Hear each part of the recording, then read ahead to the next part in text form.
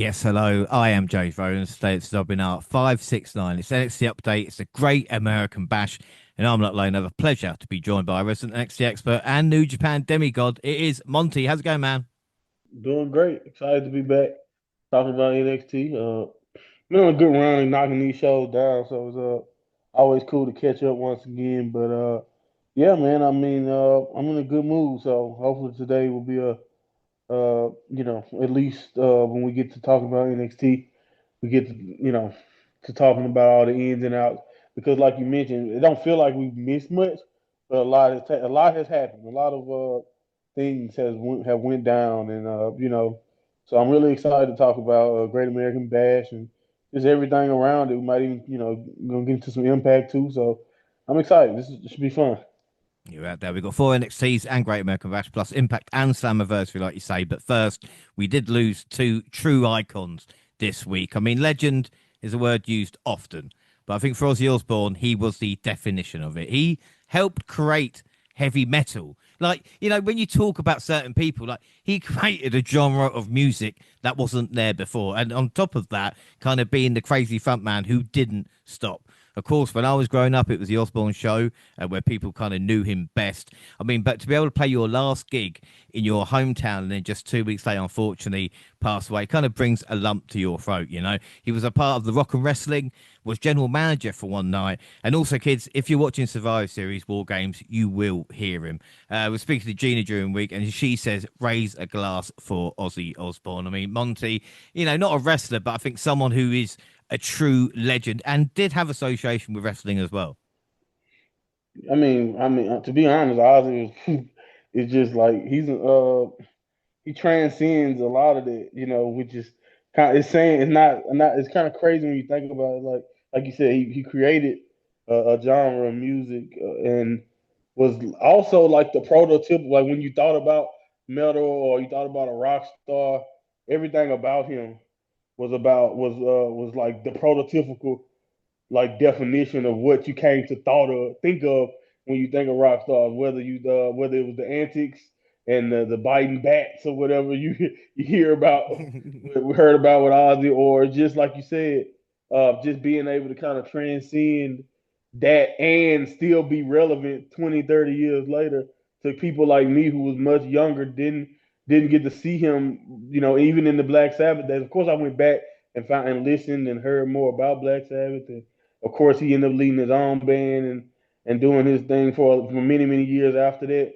But like he transcended just that. Like you create a genre of music, that's enough already to kind of get you think you're a legend. But then to like do what he did in television, do what he did, like you said, with his association with wrestling, to do what he did uh, in philanthropy over the years too, is just it's really awesome when you think about just like how much if anybody lived a life, you can say Ozzy lived multiple lives, and that's one thing about him. I was always one of those people who you know didn't even necessarily get into. I didn't watch the Osbournes as much as it was very popular, but I always kind of admired how it worked out that way for people like Ozzy Osbourne, for the legends, to kind of still be relevant in different ways.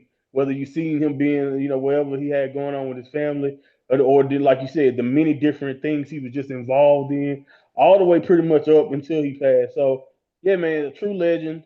He transcended so much and did so much stuff that it'll take. We can have a whole show basically if we wanted to just about Ozzy. That's the crazy thing about it.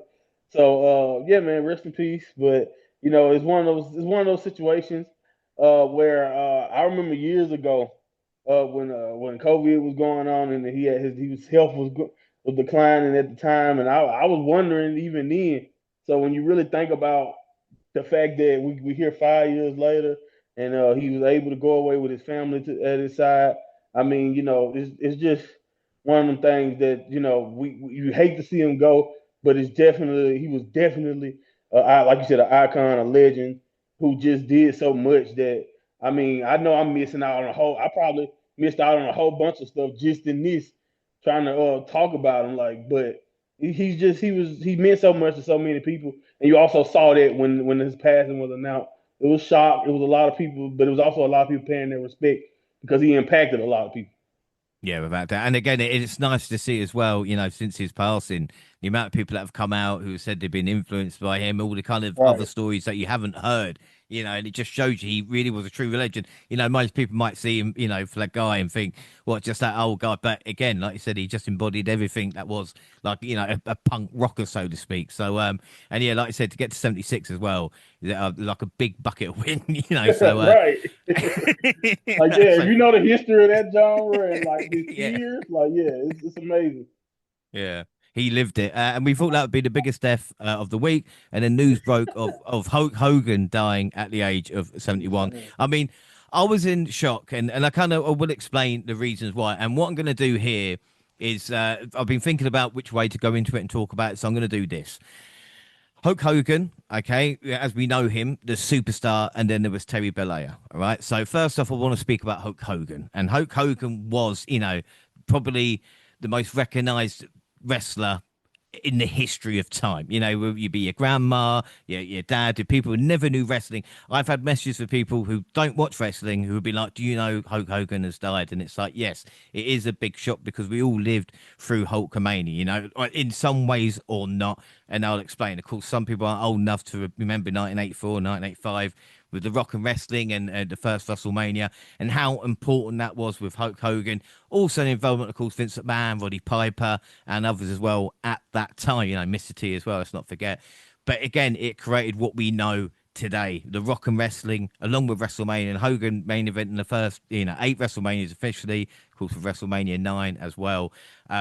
Feuds, with the very best, Macho Man, Randy Savage, of course, Ultimate Warrior, Andre the Giant, that moment of slamming him as well. It's truly iconic.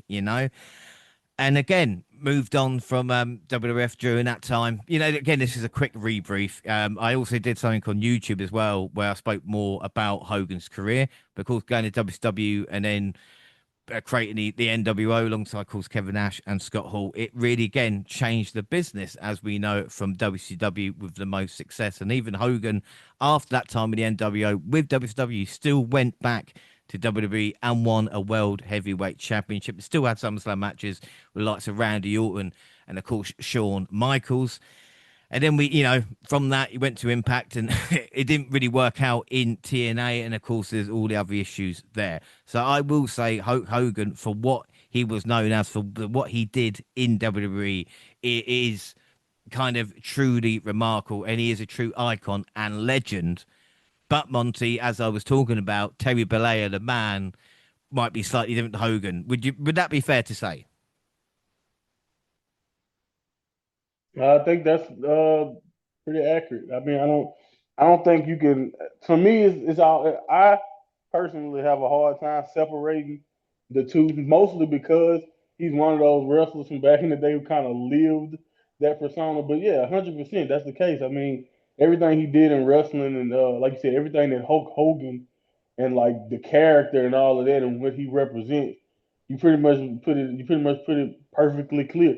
He is the most recognizable, or was the most recognizable wrestler, ever. And for what he did for WWE, I see a lot of people making the statement about him saving wrestling, and I don't necessarily agree. But you got to look at it from the perspective of the most WWE fans. Most people don't look at WWE or look at what wrestling was before Hogan. When you talk about different territories, when you talk about around the world, they don't look at it outside of what WWE is. And if you think about what WWE is, yes, a great argument can be made that if it wasn't for Hogan and the timing and him being the character he was and everything he did for people, for kids, and all that in the '80s, and with the example he was, would WWE even be what it became? This global force that we know it to be. Of course, you can make the argument of not, but that's the type of guy, that's the type of impact he left, that's the type of star power he had. And I think that's why when you start to talk about Terry and all the things that we know about him personally and the things that you come to find out years later, I think that's why I just wanted to attack this. I keep seeing everybody saying the same thing, and I'm just like, it's annoying to me. It's very annoying because it's not complicated for me. A lot of people keep. I think even on SmackDown, the tribute show, Cody mentioned it. A lot of people been saying that all week. The complicated legacy, and I just want you to think about that. When someone passed away, and you got to keep mentioning how complicated things are, you might want to think about why are you saying that and who is that complicated for? Because it might be more complicated for the people who grew up in the '80s, who grew up with. I get that. It's hard for me to be sympathetic. I was a mid '90s baby. I got to know Hogan. By the time I got to know Hogan, he was Hollywood Hogan. And yes, he left an impact on me even then. Like even to that extent, the entrance, the taunt, all of that about everything about Hogan. He catches your eye immediately. The charisma was always there when it comes to Hogan. So yes, I was one of those little. I wasn't never a Hulkamaniac, but I was one of those guys who loved Hogan. You know, Hollywood Hogan is probably one of my always been my favorite incarnation of him. But then as you start to get to know Hogan about the business and realize, oh well, he didn't like to lose. He wasn't really well liked, union buster and stuff like that. All of that stuff does come into play. And I think the thing that annoys me is just like I said, everybody want to bring up all the complication and all that. But I'm sorry, for me and people who look like me, whenever you are outright racist and you find you have a hard time apologizing for it, or your apology seems more, dang, I'm mad I got caught, instead of actually being sincere in your apology. Don't even get me started. Whenever that stuff starts to come about, it's not complicated for people like me anymore. It is what it is. Yes, you can say he's Hogan, he's this and he's that, but he also was a racist. And I don't have any toleration for those type of people and people who think like that. And I think that is why when you're looking online and the day he passed away, you see some people doing things and saying stuff that might be frowned upon, might be tasteless. But there's a reason for that. And I don't want that to be ignored just because some people want to get on their high horse about why they seeing some of these things and oh my god, this shouldn't be happening. Well, he shouldn't have been the way he was. And no matter how we found out about that and how that stuff, he had ample time, almost exactly a decade to be exact, to try to make it right, to try to change people's perception of that. And he didn't really care to ever do that.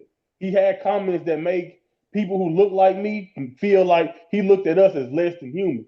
So don't feel bad. It's so hard for me to kind of feel bad when other people are treating him like that in death less than human. So to me, it's very, like I said, people want to keep using complicated. It's not really complicated for me. I have my feelings about Hogan. I've always said it. I said it before he passed away, so I had no problem saying it after the news. It is definitely one of those things where you want to be mindful of the family and all of that, but at the same time, as I just feel like people who don't live in, especially in people of color shoes, or black people, especially black Americans, don't know our history. I suggest you guys keep your mouth shut when it comes to feelings about stuff that you can understand. It can be complicated for you guys, and I understand it. You know what? That's fine. Let it be complicated. Mourn all you want, but the way we would choose to mourn, or the way other people choose to move on, to take this news, I can't sit back and judge them when a person has said and done some of the stuff that he did. Because, like I said, as somebody who used to do the poses, as somebody who used to look up to Hogan, how do you think I felt when I saw those comments and how he looked at me and looked at people like me? How do you think a lot of us felt when a lot of that stuff came out? And instead of actually apologizing and trying to make a difference, you just get by off your reputation. WWE slowly but surely, ever since they kind of invited him back into the fold, have been trying to just act like, don't worry about that. That was just a mistake. But, this. You know who never forgot that? People who look like us. And at the end of the day, that's kind of where I stand on it. But, again, I get it. Rest in peace. He was definitely an icon. Like you mentioned, he was everything that everybody has to say about him. That's one thing I'll say. No matter if it's negative or good or positive, you're probably right when it comes to Hogan, because he was one of those type of people. But to me, that don't make it complicated. I just want people to say what it actually is. Mm. But the thing is, as well, is again, it's almost like don't meet your heroes, because there's a few wrestlers that I've met who turned into dickheads, which you kind of go off them as well. There's wrestlers Right. who I've been, for me personally, like friendly with Joey Ryan and people like Mighty Skr, and then Mm-hmm. again, you feel like in my way, so there's no way I'm going to defend them, and it's the same with like talk about Hulk Hogan. You can't deny what he's done either way. Right. I think that's fair Exactly. to say. And that's I where think we at. that's yeah. Right. So again, the people are like, oh, why are you going on about it? It has to be mentioned. It was down to him not to be that way. And again, Exactly. it is not. for you to then say, well, this is your opinion on him. Then, do you know what I mean? It get it like if Hogan had then come out and apologized for it afterwards and tried to make amends or whatever, rather than just like you said, just trying to move on. And again, we see it as well. Let's not forget, people like Stone Cold Steve Austin, who've domestic abuse and stuff like this. And again, Mm-hmm. I bring up Mike Tyson all the time because even Stephanie Right. McMahon was like, "No, he got done for rape, before we signed him." No, no, no, no, you signed him like literally 2 years afterwards. So, Right. and again, it's weird this kind of celebrity thing of even now, Monty, I still see the Chris Benoit. Oh, he will be missed and all that. This, and it's like, and again, I'm not putting it at a level of, well, Hogan only did a 2 and Benoit did a 10. Do you know what I mean? I'm not saying it like that, Exactly. but It's not a competition. it's not a competition. But if people are still, saying, oh, Benoit, well, we Mm-hmm. shouldn't forget his legacy, then there's a big You fucking know it's issue. And I gonna be think like that. Right. yeah, Right. I think that comes with celebrity. It's even weirdly enough. I don't know what, but it's like over here, MasterChef, which is like a cooking show. A guy got Mm-hmm. sacked for doing all these kind of sexual things as well. The other guy got sacked. They're still going to show it on TV. Do you know what I Right. mean? Because it's like, well, we Right. Right. Right. filmed it. Like we're not going to waste it. Still So reruns of the Cosby Show showed over here. yeah, So again, if you're yeah, a I kid, know what you mean. the issue and the comments is like like I said, you either die hero, live long, see yourself, live long enough to become a villain. And what I Yeah. find weird as well is out of kind of all the 80s and stuff like this, after generation before me, like Ric Flair is probably one of the few left. As we spoke about with Ozzy Osbourne, it's like fair fucking play. Do you Fair know what I play, mean? man. Yeah, Right, because yeah, he's been through the ringer and put that liver of his through it all. You know what I'm saying? And still going. So yeah, man, fair play. It's one of those things. And like that's all I'm saying. Like I just feel like I don't understand the need to just try to act like we can only talk about like just be honest in my opinion. yeah. Because I remember and it hurt people differently, but I remember when Kobe Bryant passed away. And that and like I saw people bringing up his case and his the thing that went on in Colorado. If you know anything about Colorado, I mean, know anything about Kobe and his past, it was people bringing up that negatively about Kobe when he passed away fatally and shocked all of us. So like these things happen. Like you said, it kind of comes with being the celebrity. Some people are going to look at you and they can put you up and talk about this and all that. Some people are going to talk about both. Like I prefer to talk about both sides of it. And then Hmm. some people are going to, again, look at it completely for some of the wrongdoing you do. I saw somebody make a really good point. Like if Hogan passed in like 2005 or something, oh, it would have been like who knows? It would have been parades, all types of type of stuff. But then you, like you said, you live long enough for people to kind of turn back and get to know certain things about you. And I cannot like again. I love Stone Cold Steve Austin. I'm gonna be very very hurt that when that day comes. But if somebody's sitting around telling me, "Oh, what you crying for that woman beater or whatever," about, what can I be mad at them Yeah. for still holding on to that? Because like we all got our different sensitivities to different type of things. If you see what I'm trying to say. So again, I feel like you said, it's got to be balanced. And I think in my opinion, as long as you can look at it and understand both points of view, then in my opinion, you fine. But if you're trying to argue somebody else down, telling them how to mourn, if you're doing this and doing that, if you're telling them that this is wrong and that wrong, that's where I start to disagree. And that's why I don't understand. It's just like some people have different feelings about this. But I definitely, again, I'm never going to take away because I'll be sitting here lying to your face if I told you that Hogan didn't leave an impact and wasn't one of the reasons why I fell in love with this business and this sport. And also, I will say this to try to end this on a semi light note. I hated the leg drop growing up, but it was only one man that can make me want to do it. It made me want to be like that. And what a horrible finish. But think about that. That's how over he was. Hmm. Didn't need to do much. I saw somebody ranking his best matches, and they had to be honest with themselves. They were like, "I'm gonna be real. This is tough when it comes from a quality standpoint, but when it comes from an impact, or if it comes from listening to the arena of fans in the arena, oh, Hogan was great at that. You know what I'm saying? So it's just one of those things with Hogan where it's like you can always kind of if you really want to go there, we can nitpick all day when it comes to Hogan. But Yeah. yeah, man, he was an icon, and for all the people who are very very sad and down about it, I understand. But for all the people who don't feel one way or the other about it because of whatever, I don't see how you can't at least understand it. You don't have to agree with it, but you can at least understand it. Yeah, and again, especially from a personal point of view, it's a shock because again, now you're getting on a little bit, and the next generation to go. I know it's going to sound morbid, is Right. is your own, Oh and my horrible God. to say. You start thinking that. I will also say as well, oddly enough, because I was a big fan of Hogan during his '95 WCW run before the NW, because it was Oh just wow. awful. But no, but all that Dungeon of Dungeon Doom of and stuff like Doom. that. It's my nice place. Do you know what I mean? So I always Right. love that kind of stuff. But the super So fan for cartoony. the super fan for Hulk Hogan, who was in WCW, I'm sure he showed in WWF events as well, died the same week as Hogan, and Oh my also God, that's crazy. 2 weeks ago. 2 weeks ago, Rick Derringer died, who of Yep. course did the Theme immortal Hulk song. Hogan theme song. So there you go. I Crazy. think that's crazy. It all came in like a weird little circle. But no, again, we had to talk about Hogan, but it's how we're going to deal with it, and I think we deal with it perfectly. But we have, believe it or not, is NXT update.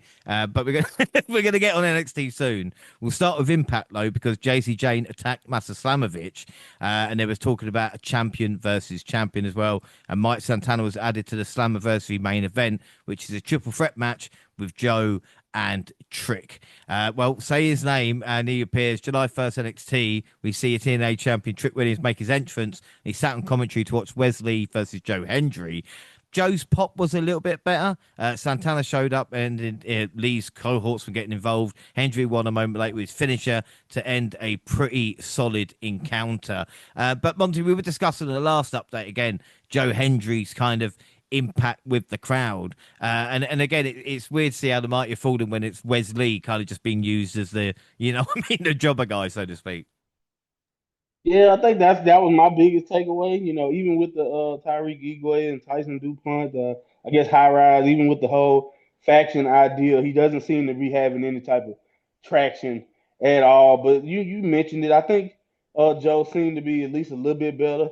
I think, to be honest, he fits, and I don't know if that's part of what's going on with Hendry. I don't know. I mean, he does fit the WWE style, whether people necessarily like him or not.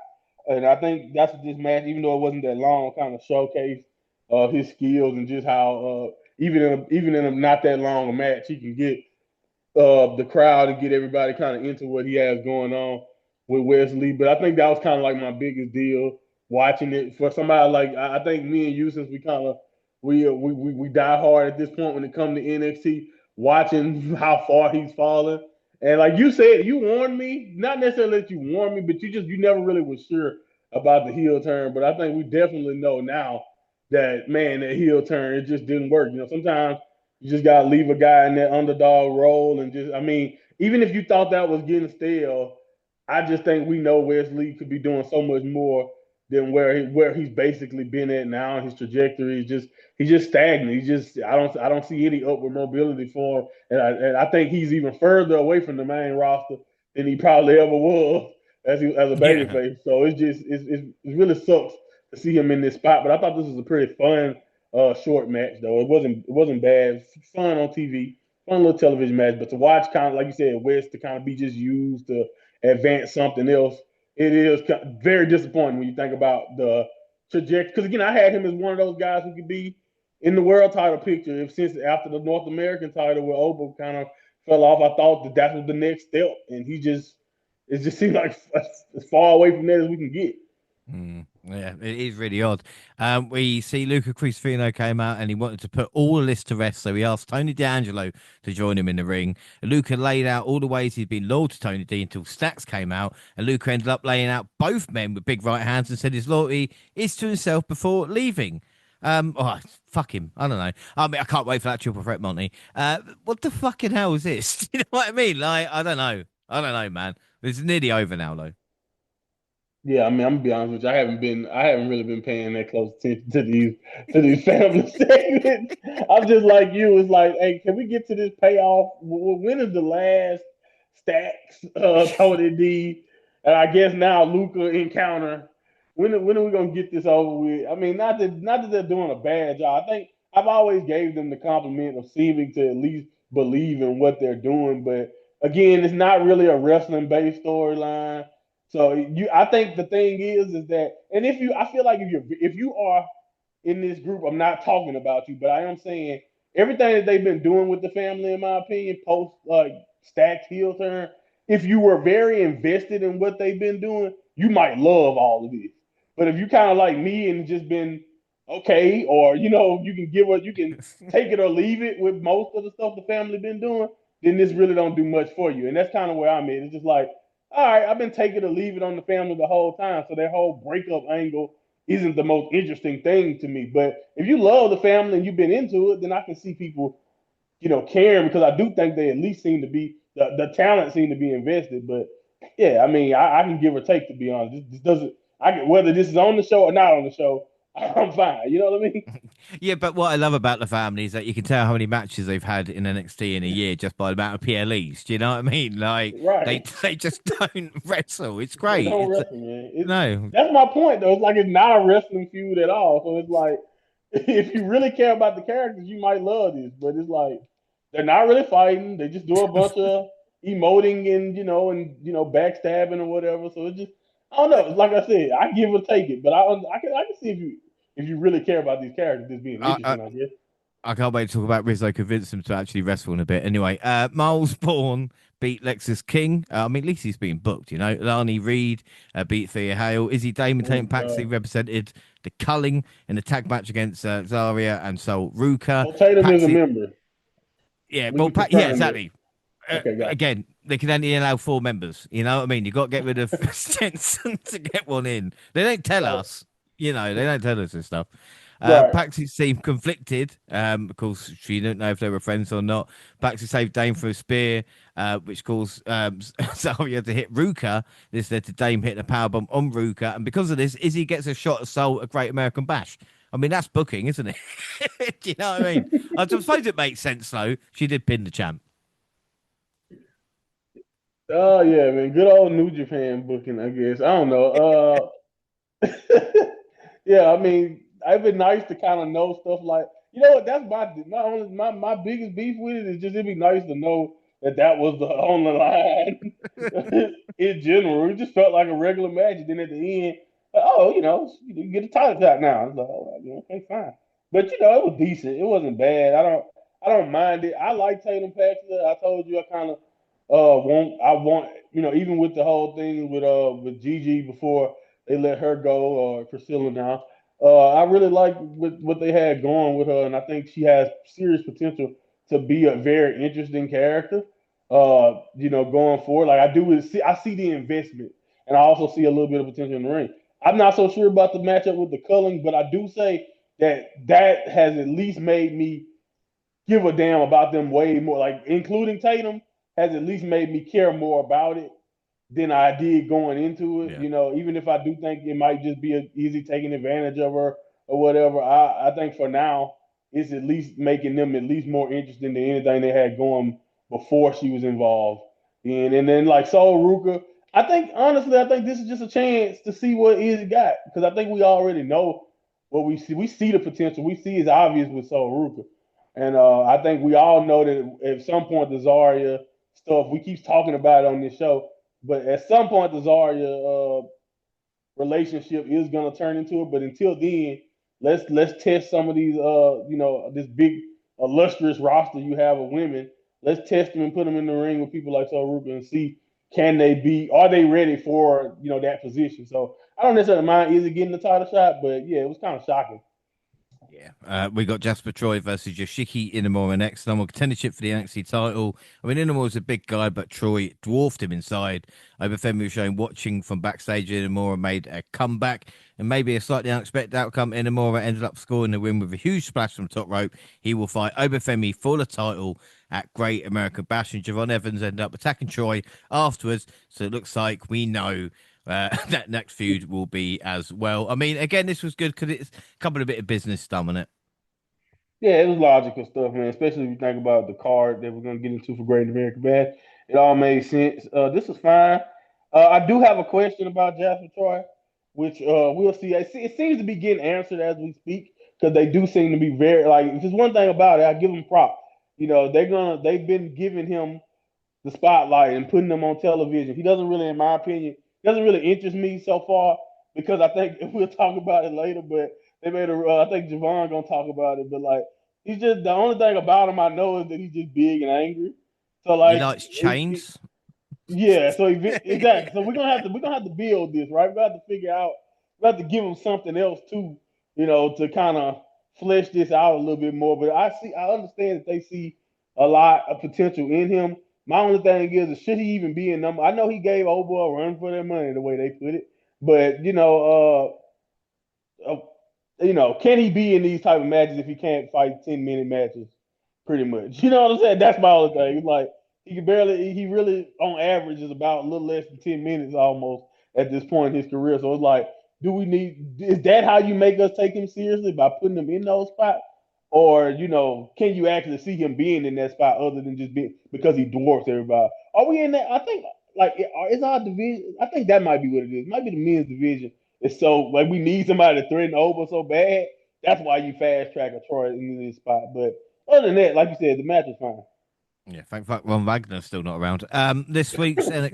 NXT ended with a promo segment with Jordan Grace and JC Jane to hype the match at Evolution. Particularly, it turned into a fight.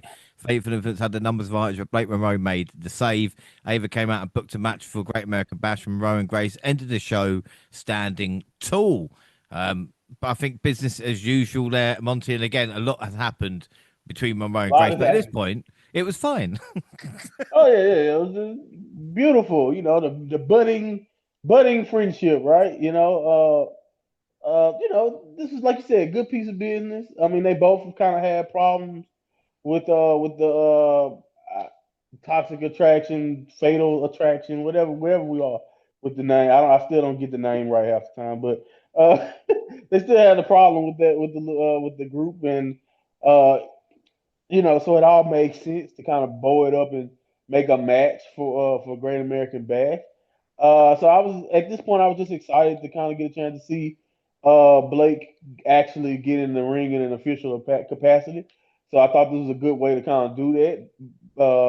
So especially with the title match being at Evolution, instead of like Jordan's title match being at Evolution, I was like, okay, this is a good way to kind of do two things at once, if you know what I mean. So, yeah, this was fine. I'll take care, and we'll see how this plays out. Like you said, we got a lot of story here coming up. Well, Impact July 3rd, World Knockouts World Champion Master Slamovich defeated Killer Kelly in a chain match, but it was afterwards that Slamovich was jumped by Fatal Influence, led by NXT Women's Champion JC Jane. Zaya Brookside was there, trying to come to aid, but didn't help. And it was announced at Slammiversary, the reigning TNA Knockouts World Champion Master Slamovich will battle NXT Women's Champion either JC Jane or Jordan Grace for both titles in a historic winner-take-all title versus title match.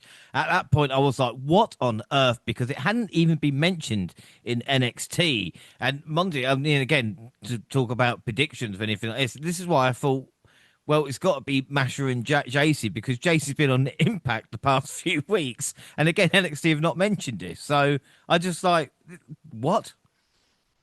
Yeah, no, and that was a good like point at the time. And like again, I think this kind of goes into what we'll talk about that they're kind of incorporating into JC's persona. That kind of led me when I heard it. My initial reaction was like, "Oh, okay, we're getting a rematch of that great title match that Jordan and Masha had in the past." And that's just the way to doing it. But what you said made perfect sense. And I think that's kind of you do it. You play off the impact history that Jordan has, and that's the reason why it didn't come off like a immediately like a Mm. spoiler or anything. So yeah, man. But I don't know. I'm just like you, man. I was definitely still shocked. I don't know if this is because they don't feel like the knockout division is the deepest, and like they're sending women over there anyway. Like that's kind of like my thought process. My thought process is like, so far they've kind of kept Masha separated for the most part from what they've been doing.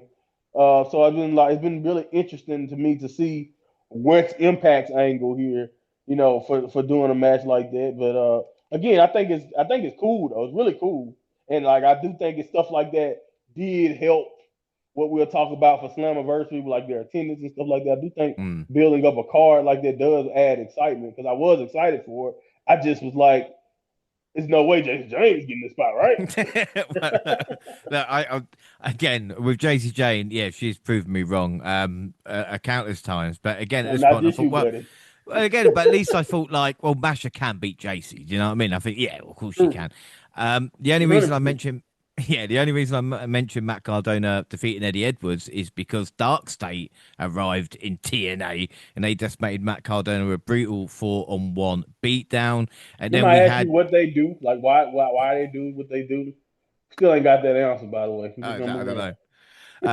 Even look, we're getting to it. Yeah, on the debut edition of the King's Speech with Frankie Kazarian, he welcomed Trick Williams, Joe Hendry, and Mike Santana. Of course, Kaz sides with Trick, as all of them trade bards. Kaz provides distraction, and Trick attacks Henry and Santana from behind, and Trick and Kaz stand tall. And I tell you something, we're going to talk a lot about Trick. Trick is really, I know he's saying he's not, but he really has got in with the Impact guys.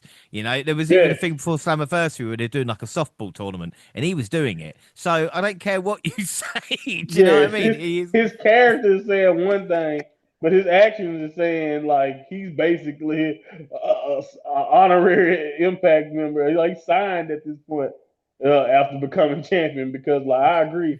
And then then think about like to me what Frankie represents. I know he's like I guess he's been a bad guy in this situation, but like Frankie represents like the lifeblood at this point of like a veteran Impact guy, in my opinion. So, like, it's still to me, even with his antics here, it still just shows like, oh no, Trick is not necessarily. Mhm. It's not like he's making all enemies. Like, it's people love that Trick is here right now. You know, like you mentioned not Top Dollar, but AJ Francis, and what he got that relationship there. So, yeah, man, Trick is doing a great job, and I think as we talk more about it, that's kind of like one of the highlights. That's what make it. And not to say I'm only tuning in because Trick is showing up on Impact basically weekly, but like he's done a great job, and that's the reason why I would love. I can't wait to talk about it, but like I would love to talk to you and just any other people who really into Impact, like what they actually think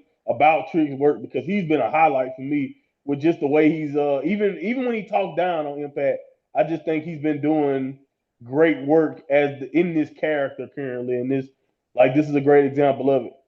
Yeah, yeah, without a doubt. We'll get to it. July 8th, NXT. This week's NXT Open with Ricky Saints taking on all three members of Evolve's Vanity Project. Ethan Page was there to provide support for the young trio.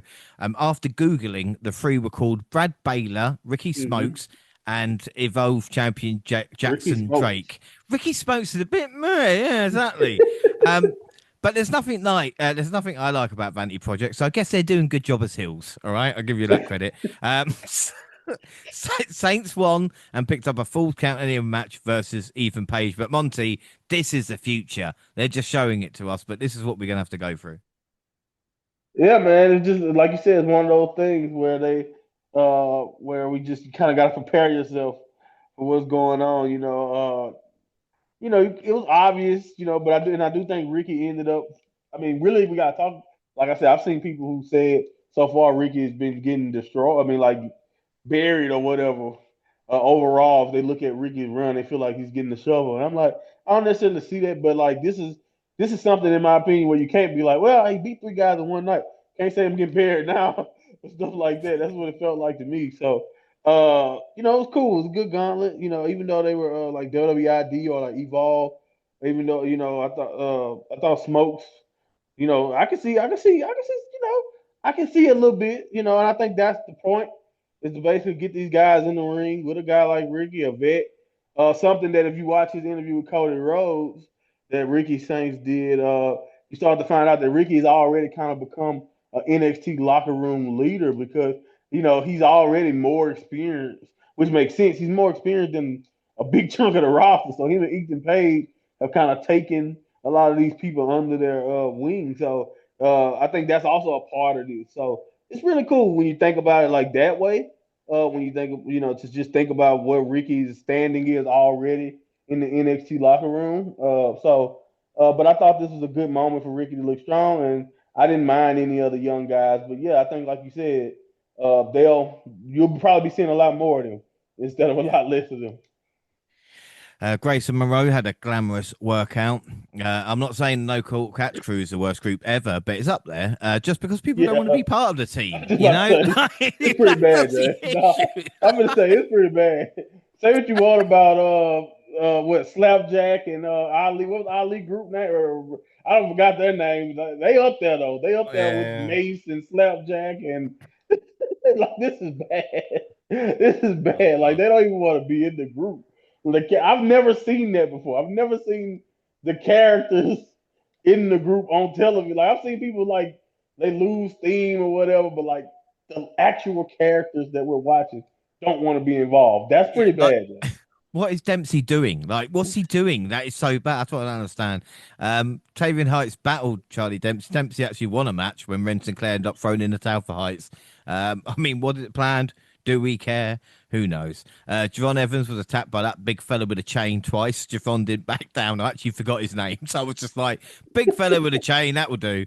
Tyson DuPont and Tyler Igwe took on TNA's Joe Hendry and Mike Santana with Wesley at ringside. Trick Williams showed up to attack Hendry, leaving Santana to fend for himself. Fortunately for him, he was able to get the win of his own. Hills beat down the TNA boys afterwards. But it looks like Mike seems to be the front runner right now, especially, overcoming the odds as he did. Yeah, man. I mean, he was definitely. I mean, once he got added to the match, he was kind of my pick. But like now, he was just dead. It's like you could just tell. Like you look at booking like this, like oh yeah, man, he's definitely gonna be involved, or he should be. So yeah, he feels like he's definitely closer to getting that achievement than even the former champion is at this point. But this was like you said, solid again. Even Wesley's faction is proven to be incompetent. So I don't know. I don't know what to say about that, but yeah, man, good moment for Mike. Always, like I said, nice way to kind of build towards the triple threat. But yeah, I mean, what is that? What more can I say about High Ride? No, I think we've mentioned him more in this update than they have in NXT. So do you know what I mean? Fair play Right. to us. Ava Yeah. Femi and Yoshiki Nomura had a face-to-face meeting ahead of the NXT title match at the Great American Match. Not much happened, but the video package for Inamore with the Noah wrestlers and the Great Muta was brilliant. Why don't they do more of this, Monty? Do you know what I mean? Like they've got access to these guys. Like it actually feels like Inamore has got a chance here. Mhm. Yeah, I mean, yeah, it definitely makes you wonder why they don't play into it as much as they could. Why don't they use the relationship more? Also, it's just one of those things. But it was definitely well done. I mean, like I said, if it's one group, I don't care how confusing. Hell, this is a perfect example. I'm glad you brought this video package up because I couldn't stand the Gunther Goldberg match. Did not care much for the build. That's why Goldberg interviews after the fact about how much he wanted and actually being on PLE and he's just mad about how this played out. I'm like, Goldberg, I couldn't stand a little bit of time you was here. So it's amazing that you wanted to be around more and wanted to make this even more of a spectacle or whatever. So okay, Goldberg, you complain all you want. But anyway, besides that, I couldn't stand it. But the video package for it, oh, you couldn't tell me that wasn't the biggest match. One of the biggest matches coming up that weekend when it comes to Saturday Night Event. Like the video package team with WWE is always top notch. No matter what kind of slop angle you have, the video package can make it look beautiful when it comes to WWE. So they're really good at that. But whoever came up with the idea, like you said, to involve the Noah tie-in and Muda and all that, yeah, man, kudos, man. You deserve a bump in pay. Yeah, and it's always weird to see like the rest of you seeing like New Japan or wherever it is. Do you know what I mean? On NXT, even if it's in like a video clip, because for a second you go, "What am I watching?" Oh no, I know where I am. I know where I am. It's just going to confuse me. Up next was Lainey Reed losing to Kalani Jordan. Thea Hale attacked Reed after the match and drove her out the arena. But it was nice to see Jordan pick up a win. Rizzo was back from the safe house. She oversaw a meeting between Tony D'Angelo, Luca Cruzavino, and Channing Stacks Lorenzo. She had to force them to wrestle. She said, "Come on, guys, please, please, let's just have a match." They were like, "A match? What are you talking about, honey? I don't do matches. What are you talking about?" And she got them a triple threat match to hopefully finish this family feud. And the week's main event saw Hank and Tank defend their newly won tag titles against Sean Spears and Nico Vance of the Culling. This was a fun back and forth fight. There, I said it. Hank and Tank scored the win. The Culling came close and did look good. But again, Monty, I have to mention it. We still miss Fraxium. I mean, Hank and Tank, though, to their credit, are doing all right. And the Culling, to their credit, got rid of Jensen. So Yeah, man. I'm gonna be honest with you, Jay. The tag division outside of the SmackDown tag division in general right now is just, Mm. man.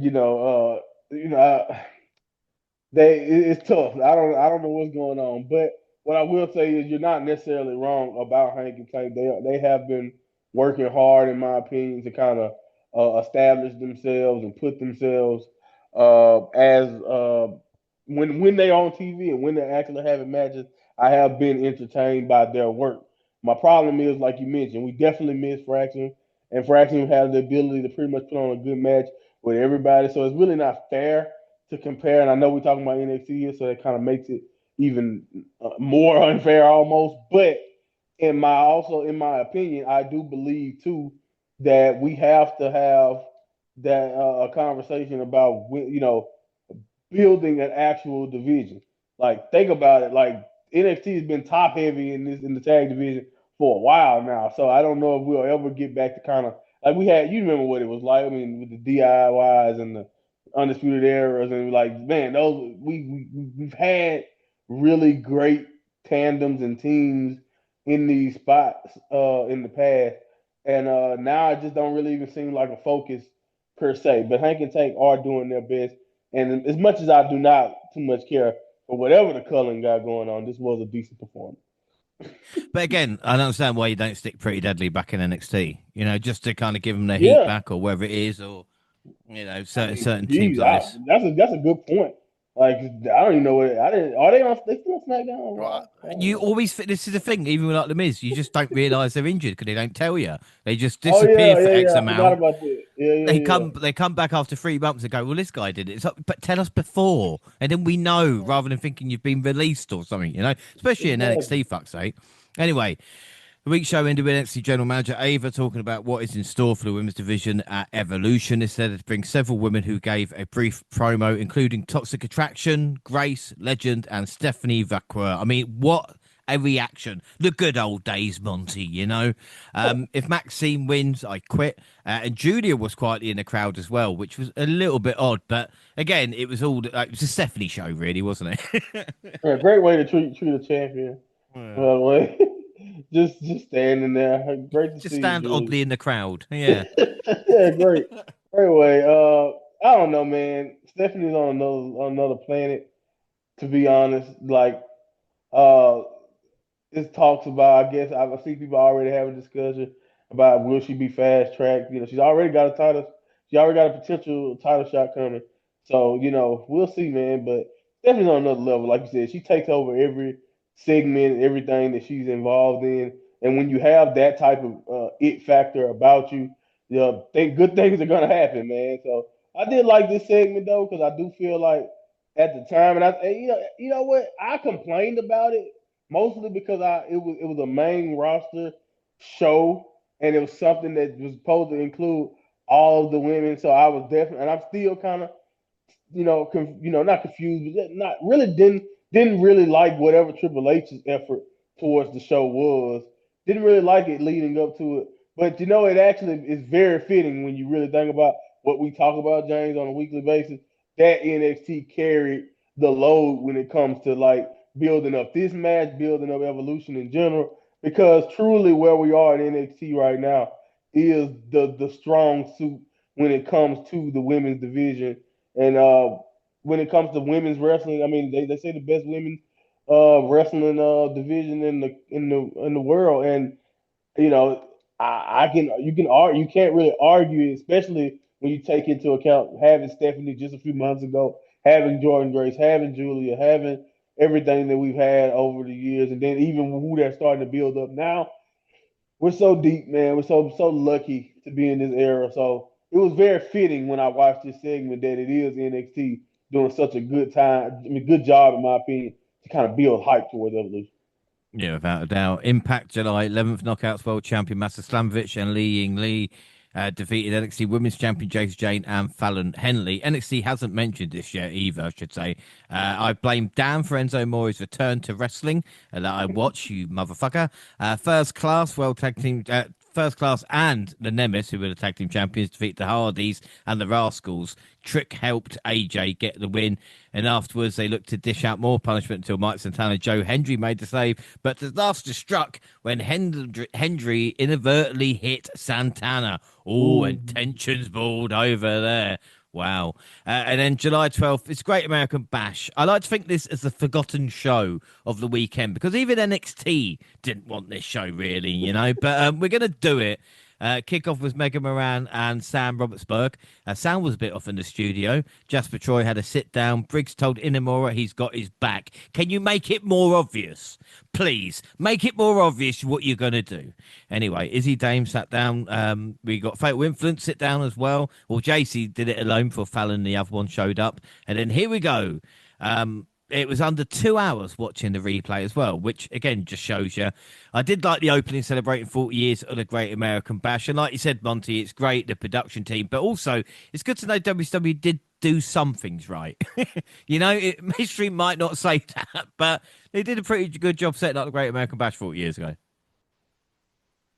Man, Eric Bischoff is like he cracked a smile somewhere. I know somebody finally complimented WCW, not just reminding him of the failure that took place. But yeah, man, I do think that it's like a nod. Even Halloween Havoc that we still have happen yearly for NXT. You know, NXT, as you know, we talked about it. I mean, when the In Your House thing was, even though I know it's not a WCW nod, but they do a good job of kind of giving you a nod to the history, to the past.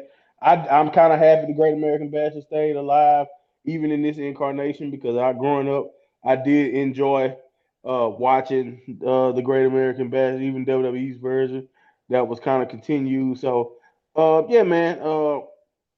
Like you said, the production team, the nice, the set, and then everything we had going on, you know, they still put in a good effort for like a show like you mentioned that was kind of in a tough spot overall, you know. Yeah, well, I don't upset Eric Bischoff even more, but it was Dusty Rhodes who created Great American Bash. I know Bish did a lot in WCW at the time, Oh but yeah, yeah. I didn't mean to say that he yeah, was no, creative. yeah, I know I'm what you're just saying. saying. Right, gotcha. Okay. He's listening to this and like, look, I've had enough this week, right, guys? Right, right. Exactly, exactly. Yeah, sorry, Eric. Yeah, we start with John Evans versus Jasper Troy. This was a very fun David versus Goliath match that saw Troy toss Evans around the ring, overpowering and punishing the small opponent for the majority of the bout. Like that epic low, like I remember it, it was Evans who was able to outlast the Giant, even overcoming a rib injury to stack the rookie big man up and score the roll up victory. Monty, what were your thoughts on this?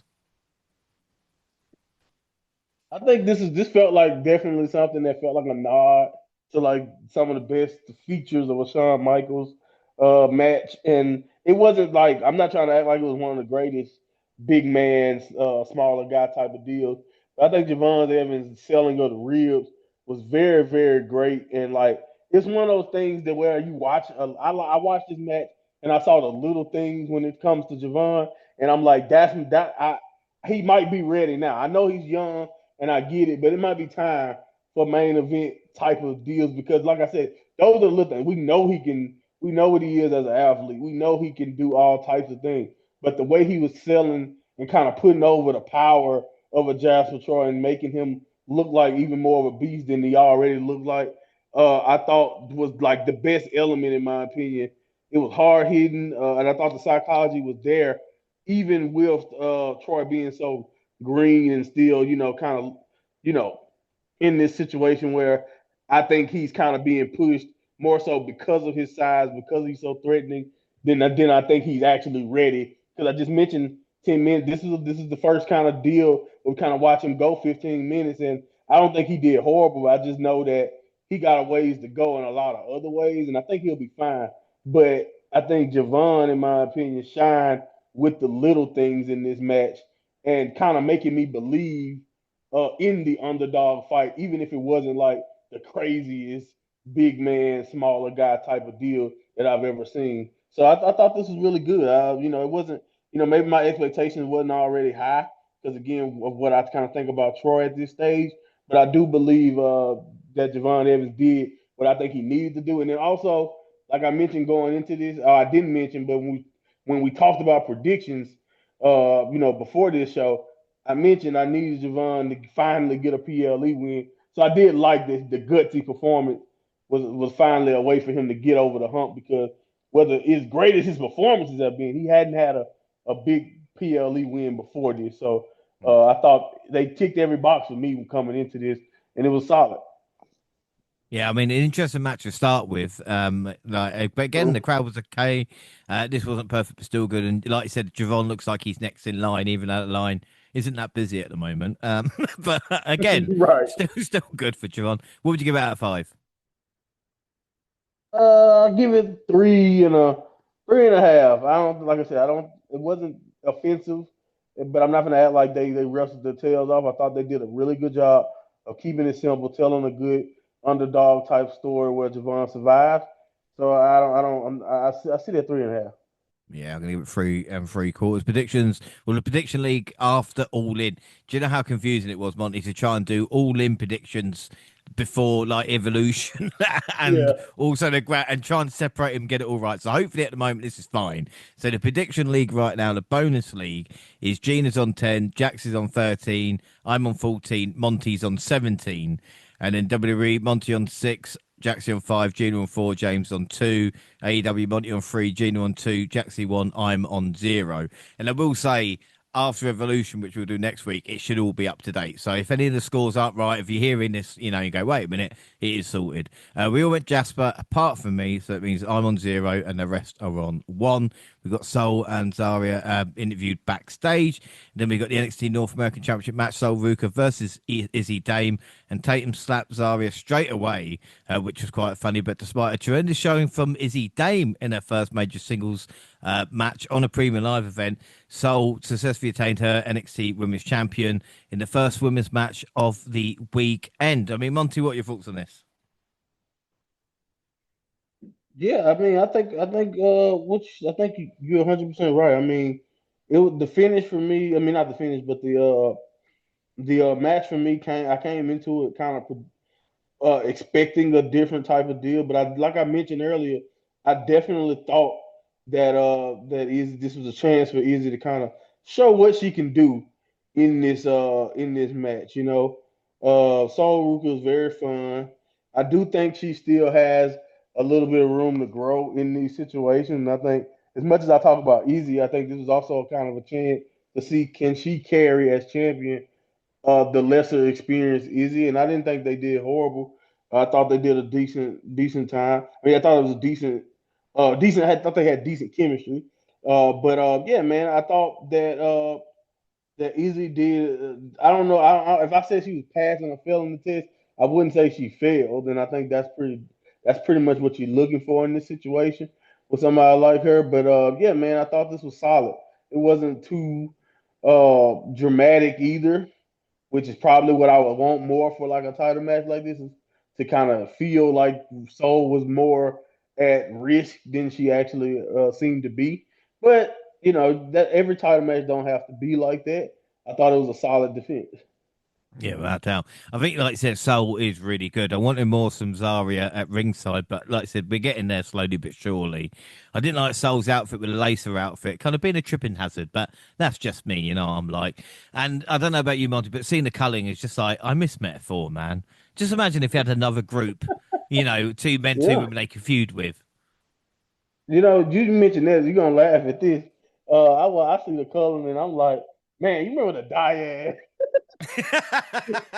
You remember when being a creepy cult can be at least interesting looking? Now I complain. Remember when they were here? Oh, the dyad, but like, hey, without them, I'm like, maybe it wasn't that bad. But yeah, no, I don't know, man. Like I said, I just don't care too much, and I think that's probably the thing that make you think about. At least with Metaphor, we were interested in whatever they had going. They had so much potential. So I think that's kind of like what's disappointing about the metaphor situation, and then seeing the Cullen kind of get this spotlight and get this TV time. But even with having them together though, they could make the Cullen more interesting because you have to a two guys team, two women team. You could do something there. You can have fun with it. But we kind of missed out on that opportunities. But Mhm. yeah, one of those things. But again, I think the girls did fine. Yeah, I'm going to give this a 4. What would you score it? 3 3/4. 3 3/4. Predictions, you all went Dame apart from Monty. So it means Monty's on 2, Jaxie Gina on 1, and I'm on 0. Look, I don't really watch NXT anyway, guys. Anything goes. Falls count anywhere next. Ricky Saints versus Ethan Page. A wildcatic brawl, spears from the ring to the stands of the backstage arena and to the back of the area where before it reached the crescendo on a Great American Bash stage. There, battered and Bruce Saints utilised the official as a base for his tornado DDT on Page, but all they kicked out. We should also say backstage champion sent Saints into Jasper Troy, who was sulking, and delivered a black hole slam on a challenger onto an anvil case. And then Page managed to hoist Saints overhead and deliver the Eagle's Edge off the stage through 2 tables to the floor. And then 3 seconds later, the most hated man in NXT scored the win and a successful title defense. Monty, what were your thoughts?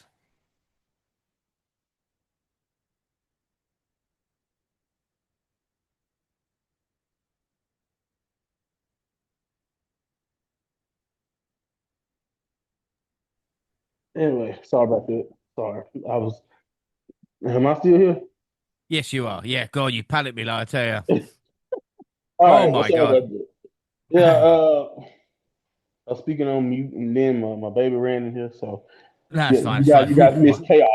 Anyway, uh, so we're okay. You talk about the Ricky match.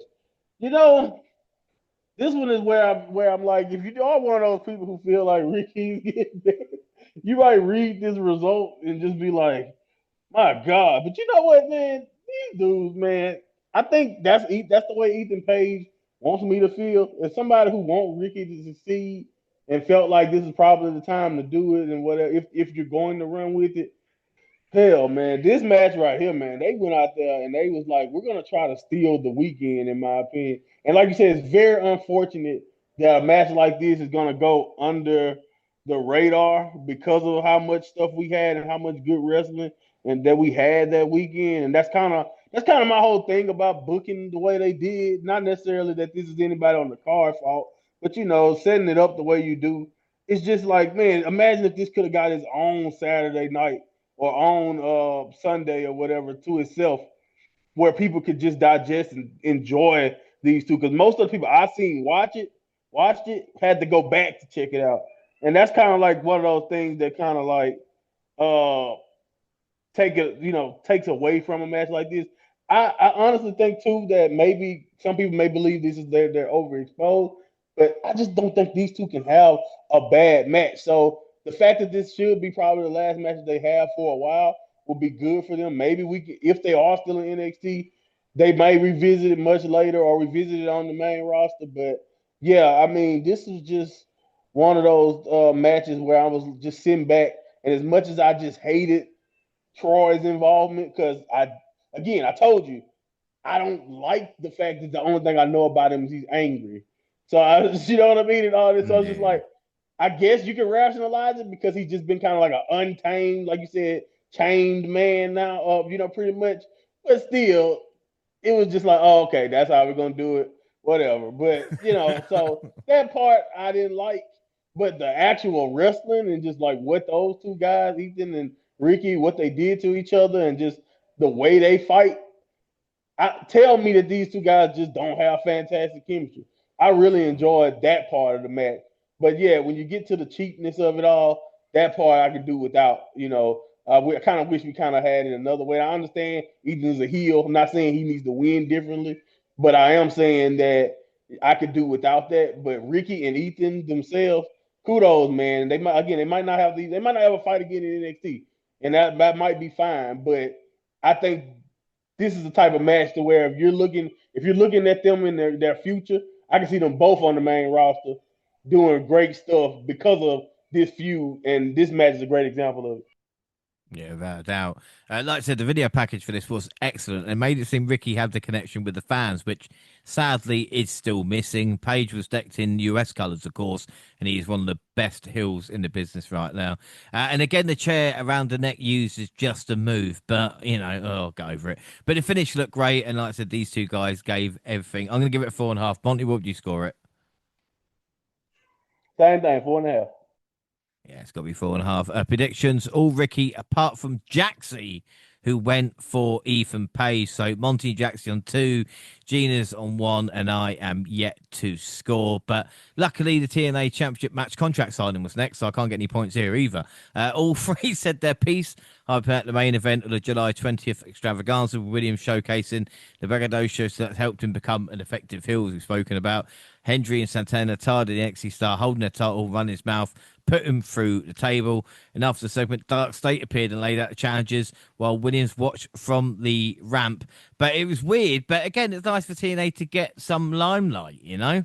The match feels big, you know? I mean, I'd rather have Trick defend here or have AJ Francis and him versus Mike and Joe. But again, can't have everything, you know?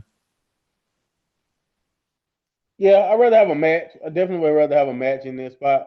But I'm not mad at it because, like you said, it's kind of unique because there's impact involved. I just really, I'm mad, and I feel, and you're gonna be laughing at this, but like I'm still going back to that triple threat, or either, I think, yeah, it was a triple threat with Javon, Trick, and Over. And I'm still mad that they just didn't pull the trigger and let Trick run Dark State. And it's not because I think Dark State got anything or anything. It's just like you guys have done. How many times are you gonna attack everybody but Trick and then have the appearance of like involvement with Trick? And then, but not, I don't know. I don't know. It's just like that's the only thing annoying about the Dark State. Whenever Trick is involved, I go back to that match and I'm just like, you could have pulled the trigger months ago and at least gave them some type of direction. Even though Trick at this point, like you said, with Francis and AJ, they have so many allies at this point. Mm. He is chock full of allies. So yeah, I mean, again, this is fine. I have no problem with it. But I'm like you, man. You could have gave me just a, like you said, kind of. I mean, look at what we're getting in the main event. It's basically a tag or something to advance a storyline Yeah. leading to a title match. So you could have did that also here, in my opinion. Yeah, and again, it was funny because Trick was talking about being the greatest TNA champion of all time. The crowd even said AJ Styles is. So, you know, there we go. That's fact. NXT Championship match. Oba Femi, who's fast becoming the greatest NXT champion of all time, versus Yoshiki Inamura. And Inamura took the fight to Femi, matching his physicality, strength, and fury, and nearly defeating him.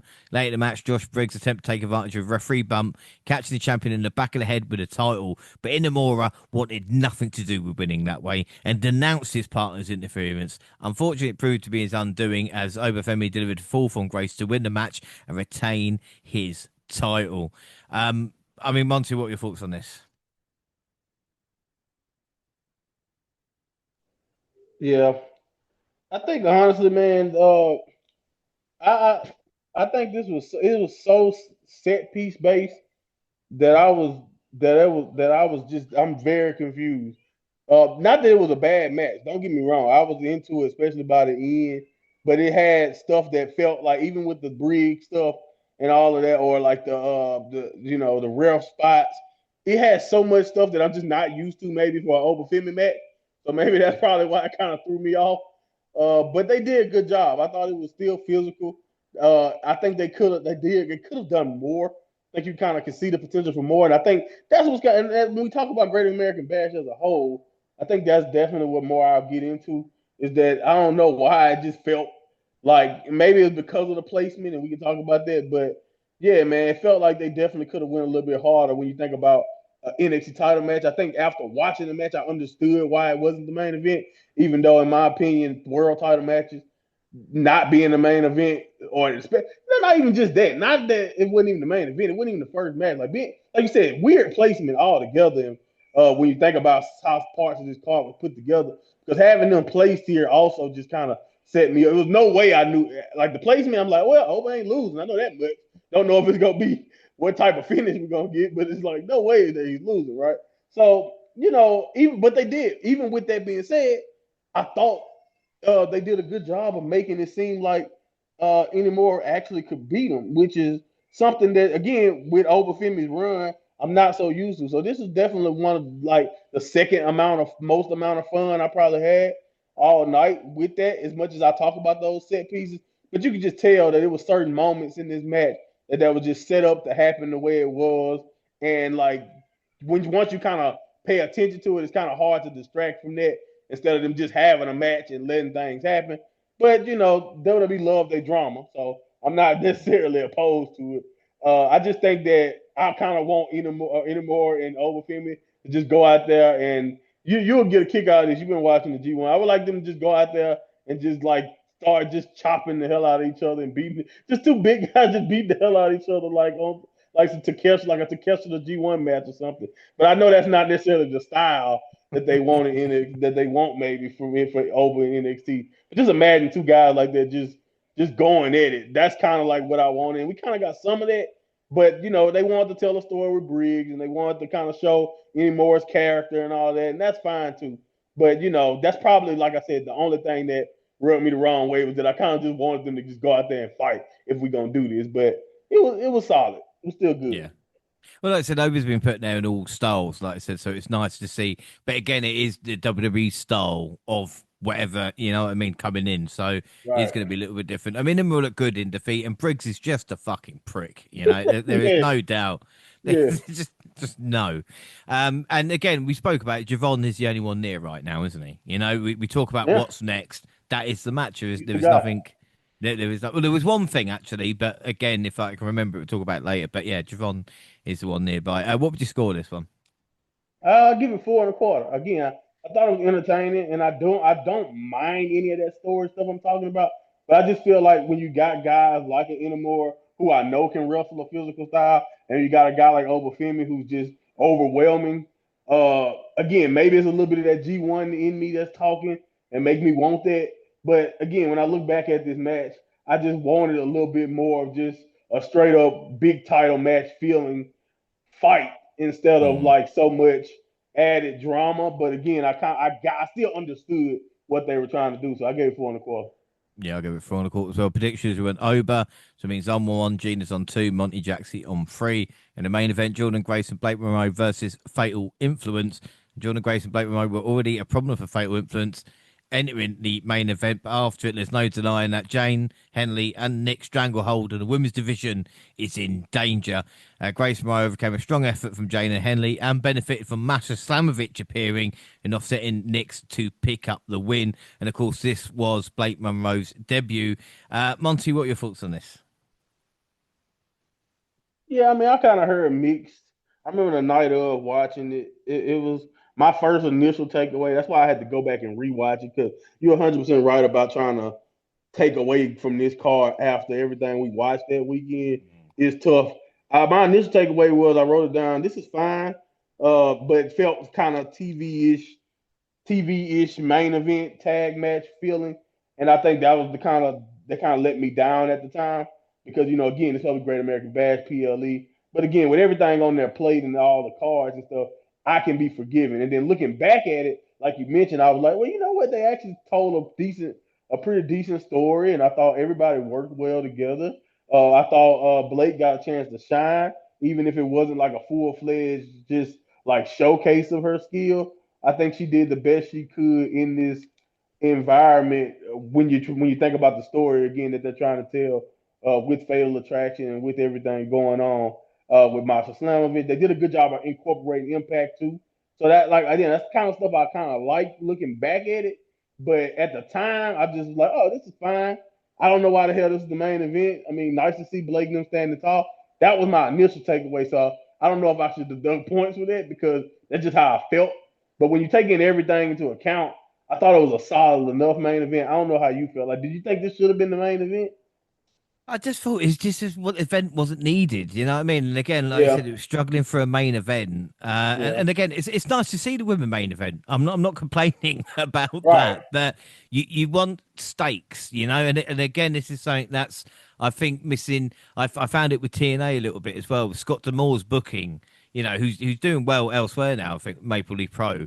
It was like the matches came round, but they needed to be on an event. You know what I mean? Rather than an event being there, then having to make matches. And I think WWE and AEW both fall into that hole sometimes where, and again, especially with Evolution the next night and stuff, Blake pinning the champion, kind of, you're thinking, what's going on here? But yeah, it was just it was an interesting night.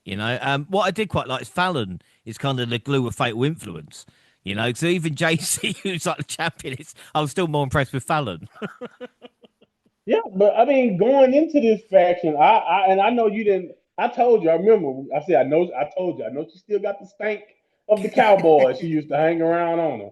I understand it, but I'm trying to tell you, Fallon Henley it got something there. She's solid. So that's why when you look at the faction, and she's not the one to become. She became North American champion, which I thought, Mm. all right, so they understand that Fallon got something, right?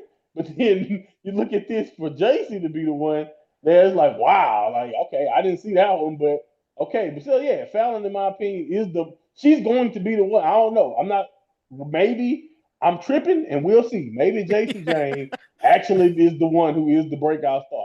But in We're my doing a Hall of opinion, Fame, yeah, a Hall of Fame right, speech of yeah, JC maybe Jane she's in 20 years right. ago. We were both wrong.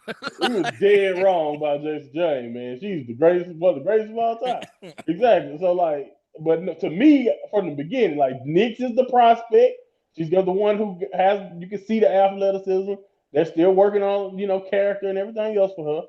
And then, but like Fallon is the one you gotta watch. Fallon is the one who could be a star sooner than later. But hey, we'll see. But anyway, like you said, I'm with you. Overall, that's kind of like where I was like, it's just like as good as the Ricky Saint Ethan Page match, in my opinion, was great, but it can't save the fact that this wasn't necessary.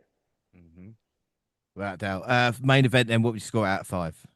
Oh, 4. Give it 4. I'm going to give it a 4.25. Predictions, we want Blake and Grace. So final scores, incredibly, I'm on 2, Gina on 3, and Jaxie. Yeah, I mean, you're listening to this, you bitch. Another fucking win with Monty. So unbelievably. Bonus league now. Gina's on 10. Jaxie's joined me on 14. And Monty, you're on 17. So again, 3-point lead there. But Jaxie is gaining steam. I don't like it. Match of the Picking it night. up.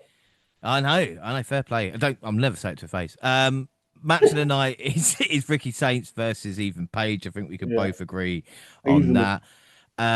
So MVP and rating then for this show. See, that's the tough one. Mm. Initially, I was thinking about like maybe giving MVP to Blake because it's like a fresh beginning for her, and this is the beginning of that. But looking back at it, man, I gotta give Ricky even more props. Again, because so many people can have a poor attitude about being asked to lose a championship and do this, but in my opinion, and I don't know how he felt about it. I'm not like I got any insight on it. But what I'm saying is the way he wrestled in a loss, in my opinion, just really impressed me.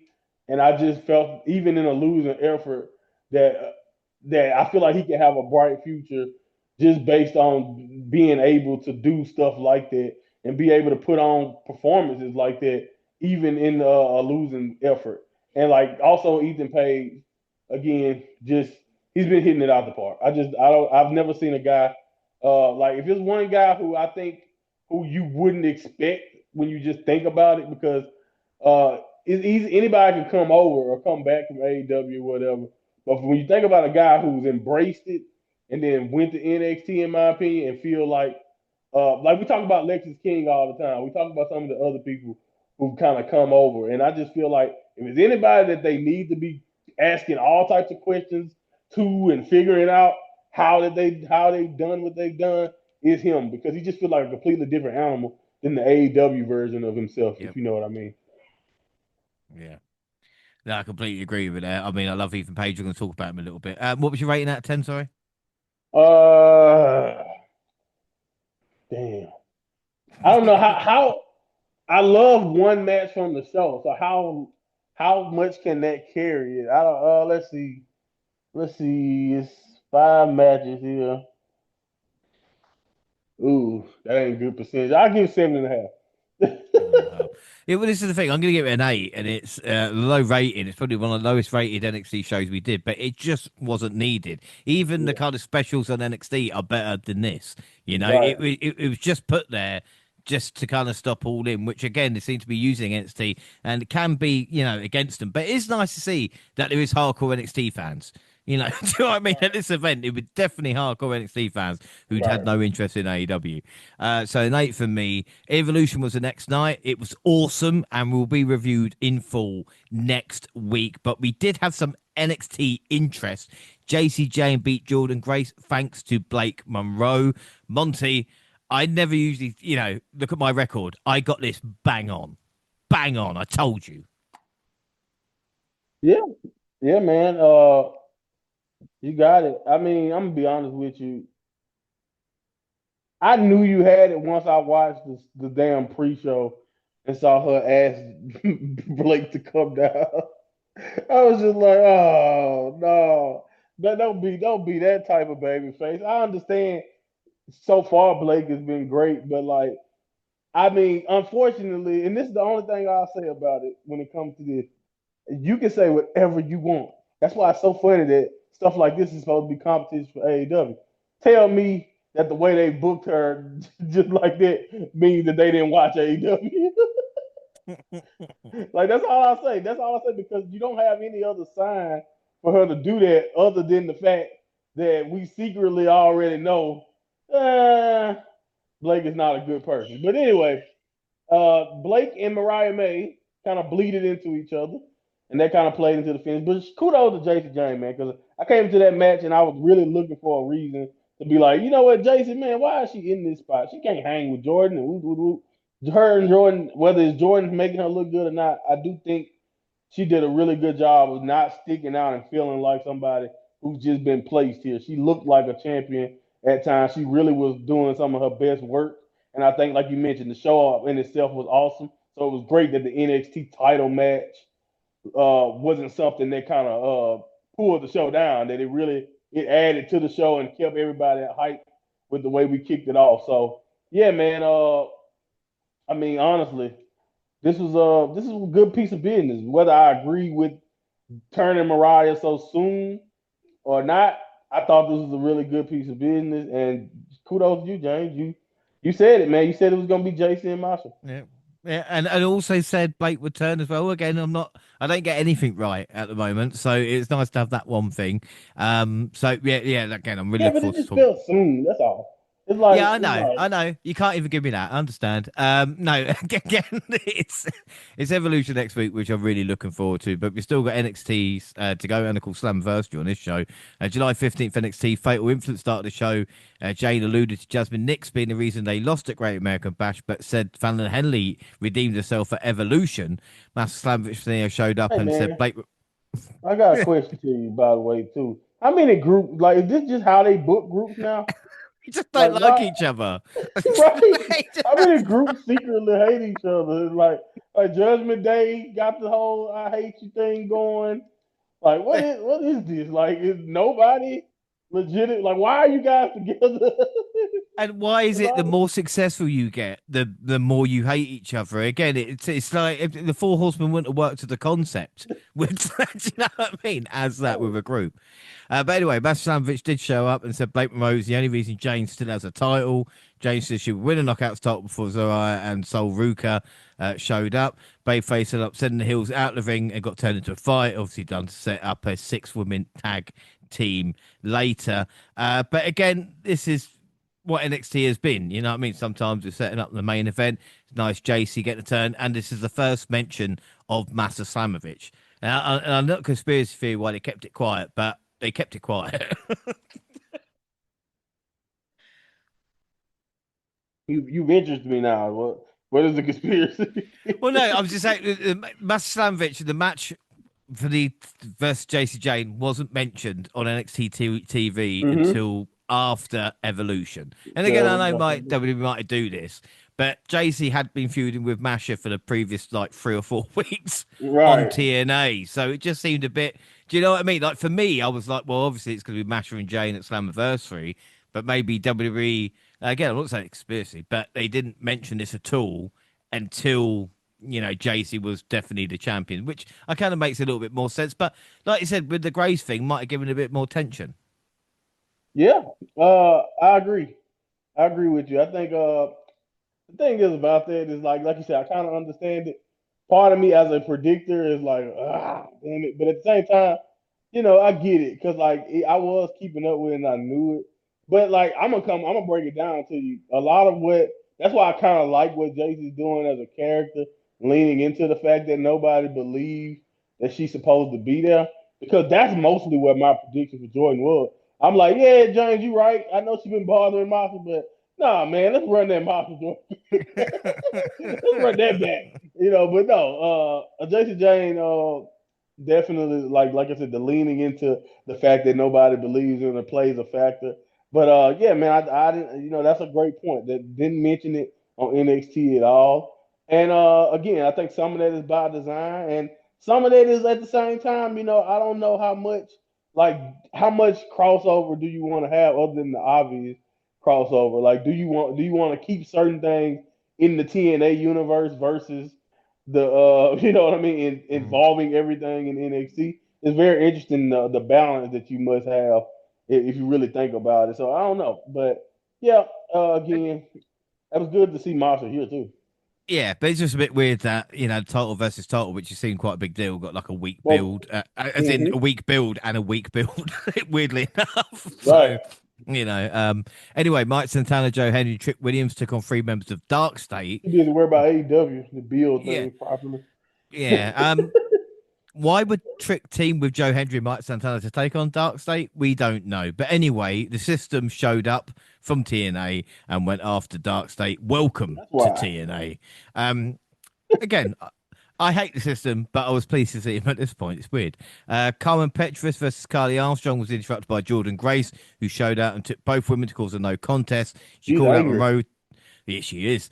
She explained her actions. Monroe appeared on a big screen from a tub to respond. The only hope for this feud, though, Monty, is that it just doesn't focus on like body. Do you know what I mean? That's what I'm worried about. Of like, oh, Grace, you don't look like a woman, etc., etc.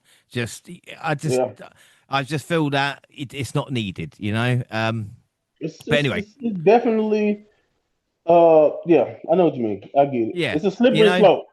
yeah, Slippery because slope there, one, and then two. Yeah, I 100% agree. But I do like seeing Blake Moreau in the bathtub. So, hey, what about that? And then the match we've been waiting for all update Tony D'Angelo versus Luca Cristofino versus Channon Stacks Lorenzo. The Don ended up spearing Stacks through the wall before the crow's nest and then threw him back through the hole. That was Nice. funny. Stacks looked like a fish being thrown back through, to be fair. He put The Luca. steel shots make that even better. Like, I don't know if you've seen the photos, just the straight photos from that match, but like, oh my goodness, makes it Luca makes it comedy. Luca got put through the announce though for Stacks. Hit his finisher for the Stacks was his finisher for the win. Stack looked like a fish. It was talked about. Speaking of which, at this point, I realised I'd missed or had been ended at the Great American Bash with Tony D revealed with the Heritage Cup. He'd put it in a garbage bag and threw it in the river. I mean, what the fuck? Like, are we done? How did I not see? Why did they edit this out? Was it too offensive to the English viewer? Do you know what I mean? Yeah, I think so. Right? And like, hey So, man, we might have those 15 NXT UK fans are gonna be very, very, very, very mad. So let's just not. I didn't. You're right. I never caught that. that's what I'm saying. So Stacks didn't have it with him, or did he? I mean, why did I miss this? I mean, like I said, we watched a shitload of wrestling recently, but it's just Yeah. like, okay. I mean, what's next for the family? Well, of course, Tony will start a new one with a group from a Evolve or an LFG guy saying, "Don't give up, Tony. Start a new family." So we've got that to come. But interesting times. Man, what's next for the family? That's a good one. I don't, I don't know, man. Even though I do want whatever they decide to do, I do want Rizzo to continue to talk like that and continue to be that, to be who she is for the rest. Like, no matter what, even if it's no more family, continue to be this overly exaggerated Italian accent and everything, because she brings that to like her social media, and she just keeps talking like that.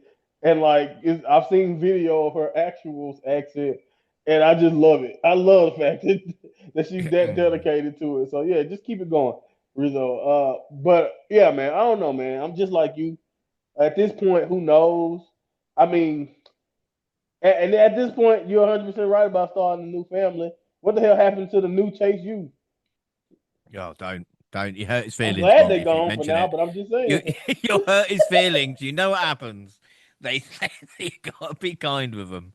Um, I don't know. I just hope they get Rizzo to convince Tony of having a match. Do you know what I mean? Like every time Tony has to have a match, we get the Rizzo going, "Come on, you've got Really it, gotta, Tony. You've got to fight it, Tony." right. Um, we'll see what happens. I wouldn't be surprised if the fucking family reformed. Do you know what I mean? Like that's way NXT is, isn't it? You know, Mm-hmm. um, unless Tony comes out with Well, different like gimmick everybody but items. Stacks or what? Yeah. But this is the thing. There is no gimmicks really in NXT. Do you know what I mean? There's no like Nope. kind of the characters. It's like even Josh Briggs, and he came out to explain why he turned on Yoshiki Inamura, and it's just like, but I don't know you. Like you talk about with the other fellow I forgot with the chains. Do you know what I mean? He's just Briggs. He's Right. a big guy, might be a cowboy. Do you know what I Right. mean? And likes people, but obviously got burnt with Brooks. Even if they mentioned that of like this, what happened with Jensen, so I'm making sure it doesn't. But he didn't. He He um didn't. he didn't. He He didn't. don't even want you to remember that. He didn't say anything. Inamura showed up and it broke down. And the fight was quickly broke up. You know, I can't wait for that triple threat match.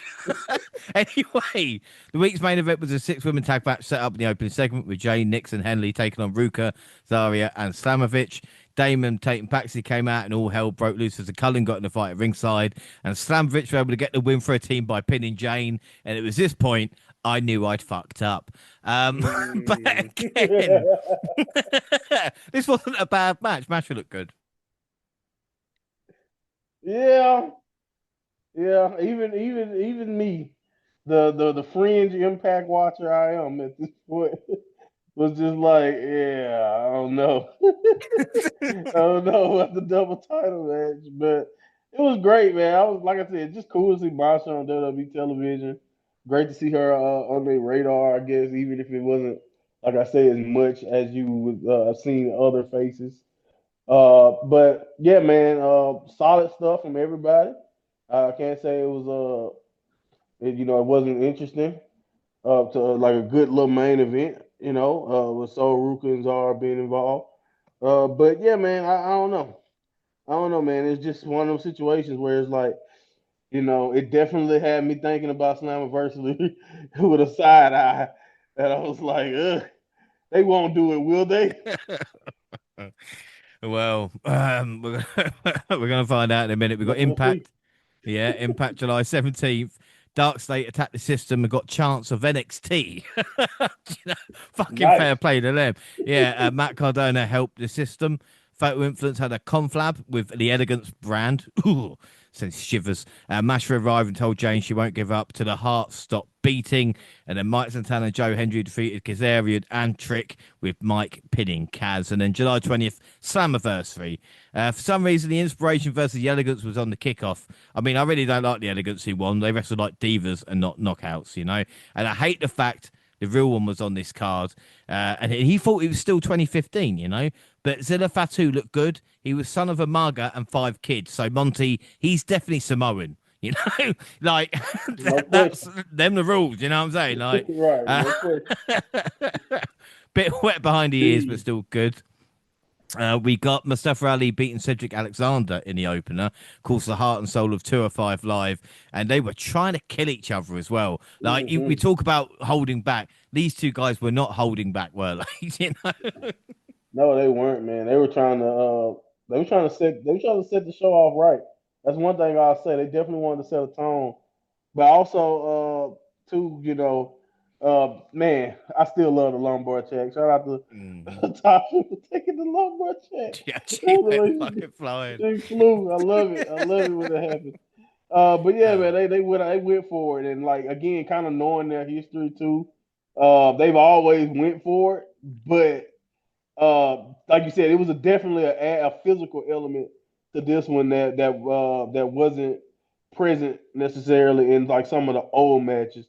So yeah, man, this is a great way to get things kind of the energy of the arena started. I mean, energy of the night going. Yeah, without a doubt. And like I said, with the arena where it looked like and the crowd, it looked really, really good as well. We got the system, which were Eddie Edwards, Brian Myers, and JDC, with Matt Cardona defeating NXT's Dark State, which was called Sugars, Dion Lennox, Cutler James, and Osiris Griffin.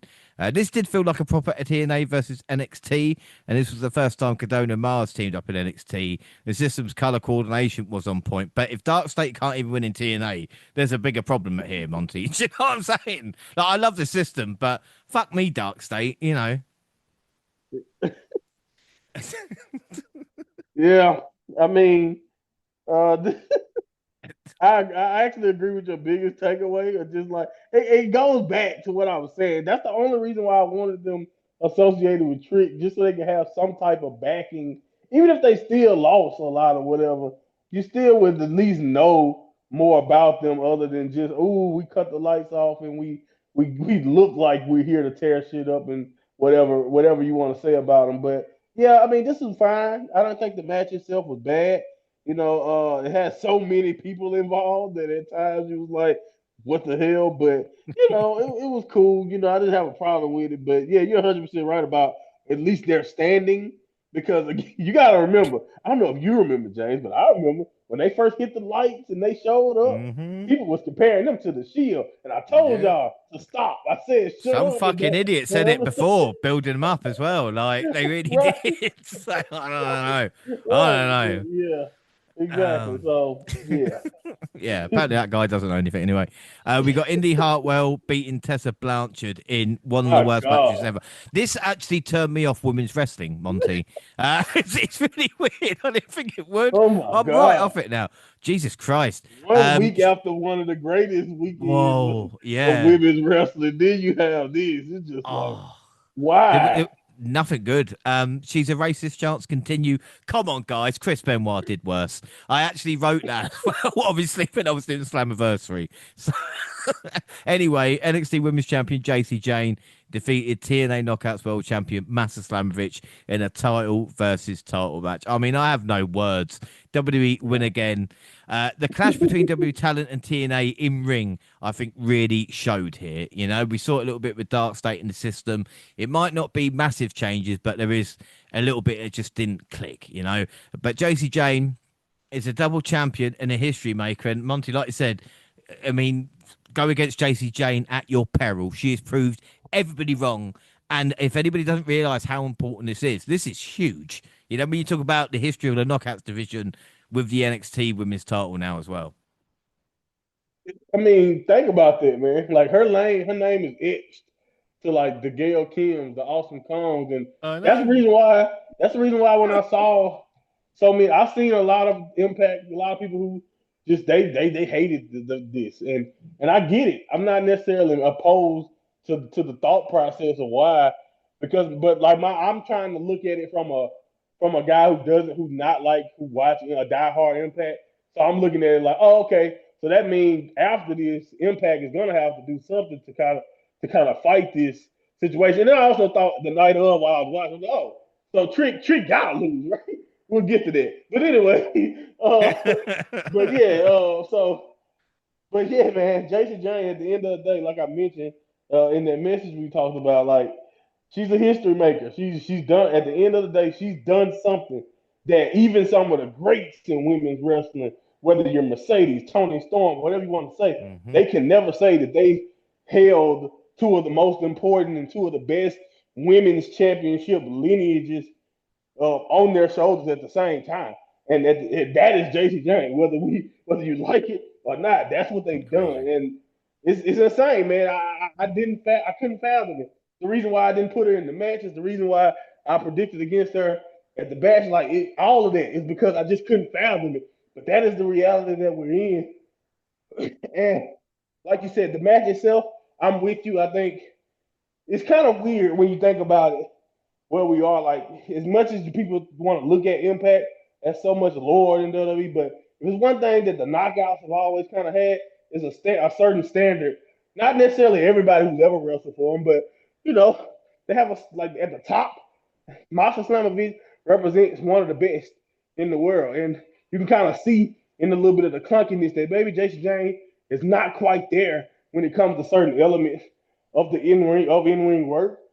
But again, at the end of the day, man, she's the knockouts and the NXT Well, Women's Champion in yeah, but 2025. I again, don't know what to say about it. it's like Indy Hartwell, JC Jane for the title is just Oh, I don't know if I can, you know. And again, something against Jace Jones, but she's just not at that level to kind of carry, especially with opponents like Indy Hartwell or God forbid a fucking Tessa Blanchard, you know. But she did do it. So credit where credit's due. And like we said, maybe we were just completely wrong and she's a late bloomer, you know. But she has made history now, and no one can ever take that away from her, you know. So I also told you that I don't. Maybe it's something we don't know. Maybe she's the ultimate locker room girl. mm. Yeah, exactly. Who knows? Bit of good news for TNA because again they shit all over the show. We're talking about the main event as well, but I think it gave it like a 2.5 rating. The Impact fans and TNA were just going, Yeah, "This they were is not the happy. end," you know. And again, I like to think that this is like Empire Strikes Back, you know, or something where it went shit and then help, you know, or even up to date Infinity War. That would be a lot better than a 40-year-old film. Anyway, Leon Slater became the youngest X Division champion of all time, beating Moose. He beat Amazing Red Record. The sky is the limit for the young man. And afterwards, the phenomenal AJ Styles made his long-awaited return to TNA Wrestling. He recognised What a TNA as a moment. place where, honestly, man, unbelievable. Even Tom Han, you know, Tom Hannafan was going, "This is a moment we've dreamed of. We've dreamed of this." You know, and it's just like, all right, Todd, calm down, mate. But it was a lovely moment. He congratulated Slater on becoming the youngest X Division champion. He said it's 11 years. Since it's 11 years since AJ's last TNA appearance, which I can't believe. But like you said, Monty, what a moment! I want to get your thoughts on Leon Slater as well because that was an incredible matchup. But I should say, I think the plans were originally for AJ to be involved with Kaz in some way, but I think WWE were worried that people would think it would lead to a matchup, so they gave it to Slater. But again, I didn't mind the moment. Yeah, I think it was cool. I hate that too. I hate when I heard about that they couldn't do it because if it's mostly because and I know he's doing stuff with Dom right now, so maybe that's another thing. But like, if it's anybody in my opinion who should be allowed to take part, hell, in my fantasy book world, maybe AJ could be the one to whip TNA into shape and get their belts back. You know what I mean? Even if Hmm. like you could tell a story that way, even if he don't be as involved in the ring as like you said, having matches every pay per view or whatever. You can still use like how rare is it for you to be in business with someone and then have literally their greatest of all time on your roster, and you know what I mean, and you just want to. Mm. But again, you take what you can get. Like still happy with what we got. Still love the moment, kind of seeing him because one thing about it, I knew about Leon Slater before he officially signed with Impact. I've seen clips of him and what he was doing in the UK and around the world. Uh, has incredible potential. So kind of seeing him got there with a guy who could be a future staple or important man. I think that's what it felt like. I feel like if you're Leon Slater and you're sitting there in the ring and they give you that moment with an AJ style, how can you not feel like the company views you Mm. as a key person in the future to put the company on your shoulders down the line or whenever they decide to pull the trigger. I thought the match with Moose was I thought that was awesome. I thought they did a really good job. Like that really the wrestling quality in my opinion really picked up. Right there in that match like oh man like, oh, they really are going hard. That match what we got from Cedric and Ali a lot closer than anything else that was on the card in between. Right, anything else up on It the card in died. between that. Yeah, the show Right. fucking died. I'm not blaming Indy and Tessa, but the show after Ali and I was watching going, is this a TNA show? Because it's fucking awful. Right, exactly. So I think those were definitely the highlights up to this point, and like then you get this moment with AJ. So I do think that was great, even though I do think it's a shame so far. I don't know, we have time, but it'd be nice in my opinion to involve AJ, even if it's just backstage segments every now and then. It'd be nice to see him involved even more because he is their greatest of all time. He is Yeah. who, in my opinion, when I think of TNA Impact. AJ Styles is the guy that I think of, and so it's just cool. Hell, even every time Trick says he the greatest, I want AJ music to hit. You know what I'm Yeah. saying? Like that's how synonymous he is to me. So yeah, man, it was still a great moment though, and I'm just happy that we was able to get that moment. Yeah. But yeah, hopefully, depending on what they decide to do with AJ going forward for the rest of the year or so, they let him do a little bit more impact. Yeah, I think before the agreement, if or the sale between WWE and TNA take place, yeah, AJ Styles needs to. I think have a match, on TNA. It's Bound for Glory. I think would be perfect. Doesn't need to be long, or whether it is, Hmm. and just do it like that. Up next, the Hardys, Matt and Jeff, obviously defeated the World Tag Team Champions, the Nemeths, the Rascals, which was Zachary Wentz and Myron Reed, because at the moment, as we talk about, a lot of injuries going. Wesley could have fitted in there, but obviously he turned to them. Do you know what I mean? Like, Right. again, opportunities. And then first class, AJ Francis and KC Navarro. I tell you what, AJ Francis, man. God. No, my God. Not only did he take a moonsault off the top, which I thought at the time, fuck, that's impressive. He then took, I think, apart from maybe Joey Mercury, the most horrific bump off a ladder. No, it's the most horrific bump off a ladder, I would say, to the outside. Onto another. He got his legs caught on the ladder, and it looked awful. Do you know what I mean? I can't explain it. There is no way he didn't like crotch himself. Oh my fucking God. Fair play to him though. Fair play, man. Because like I've never seen nobody take that bump that way, man. I've never seen that in my life. So I gotta give you props for you, whether you wanted to, whether you tried to do it or not. When you see something in wrestling you never seen before, like you just gotta kind of get a little bit of props or a little bit of love. And man, what a spot, man! What a just I don't know, man. Hell, Jeff insane. Didn't he do like what 2, 3? Because I don't know if the ladders were Yeah, supposed to the break ladder. The or story whatever. was there was no ladders, so he had to keep trying to break the ladders by centering himself on like the rascals. And it's like Jeff, Yeah, mate. over and over again. I'm like, Jeff, stop, just stop, Jeff. But yeah, man. So this match, even if it was like wasn't the greatest thing I've ever seen, it was it was definitely had moments. They definitely went for it. It was definitely one of them things that was it ended up being a highlight just because of how batshit it ended up becoming, in my opinion. But yeah, man, AJ. I also love AJ's quote or whatever that he gave. I forgot whoever. I think it was Sean Ross or whatever. But he was like, "Oh no, I'm good. You know, I got a big, dick, so it didn't hurt." I'm like, Fucking sure, hell. whatever, buddy, whatever. That's a great Oh. way to try to get out of it, but that is the damnedest way to go through a ladder It's, I've ever seen in my life.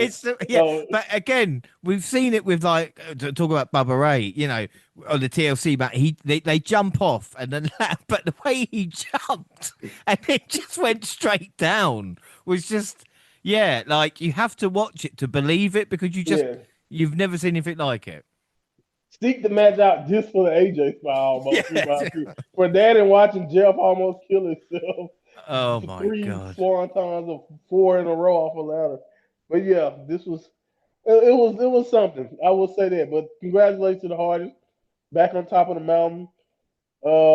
And this is the same show that this happened after. No, That it they, fucking happened after, oh yeah. my God! Not right Yeah. after we get Bully Ray, and I just all I gotta ask you the same thing I said when I watched it.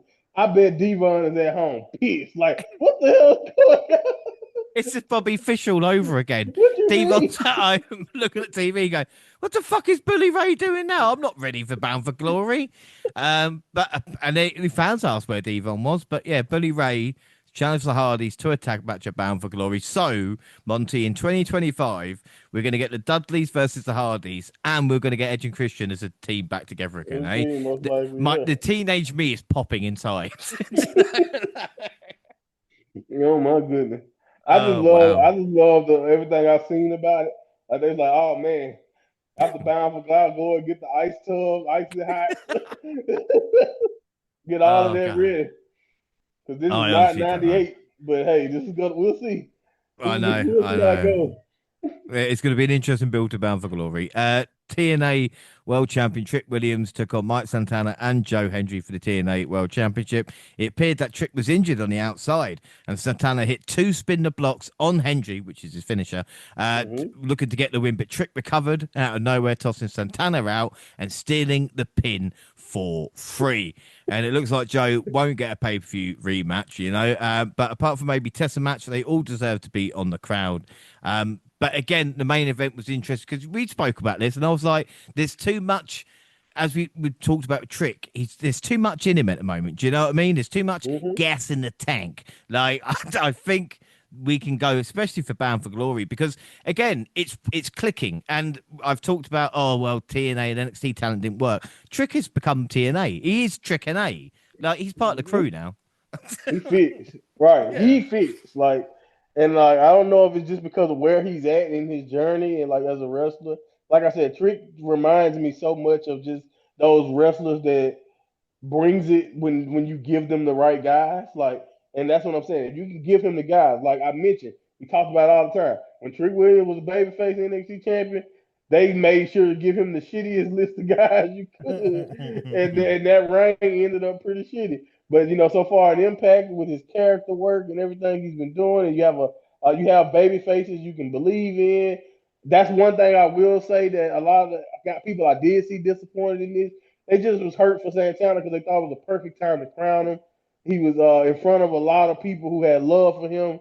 By the way, I don't know if we mentioned this, but like this is like what the greatest gate, one of the greatest gates in Yes. Impact history. So like that was awesome. So they really thought that would be a great moment to crown a guy like Santana, which I definitely can understand.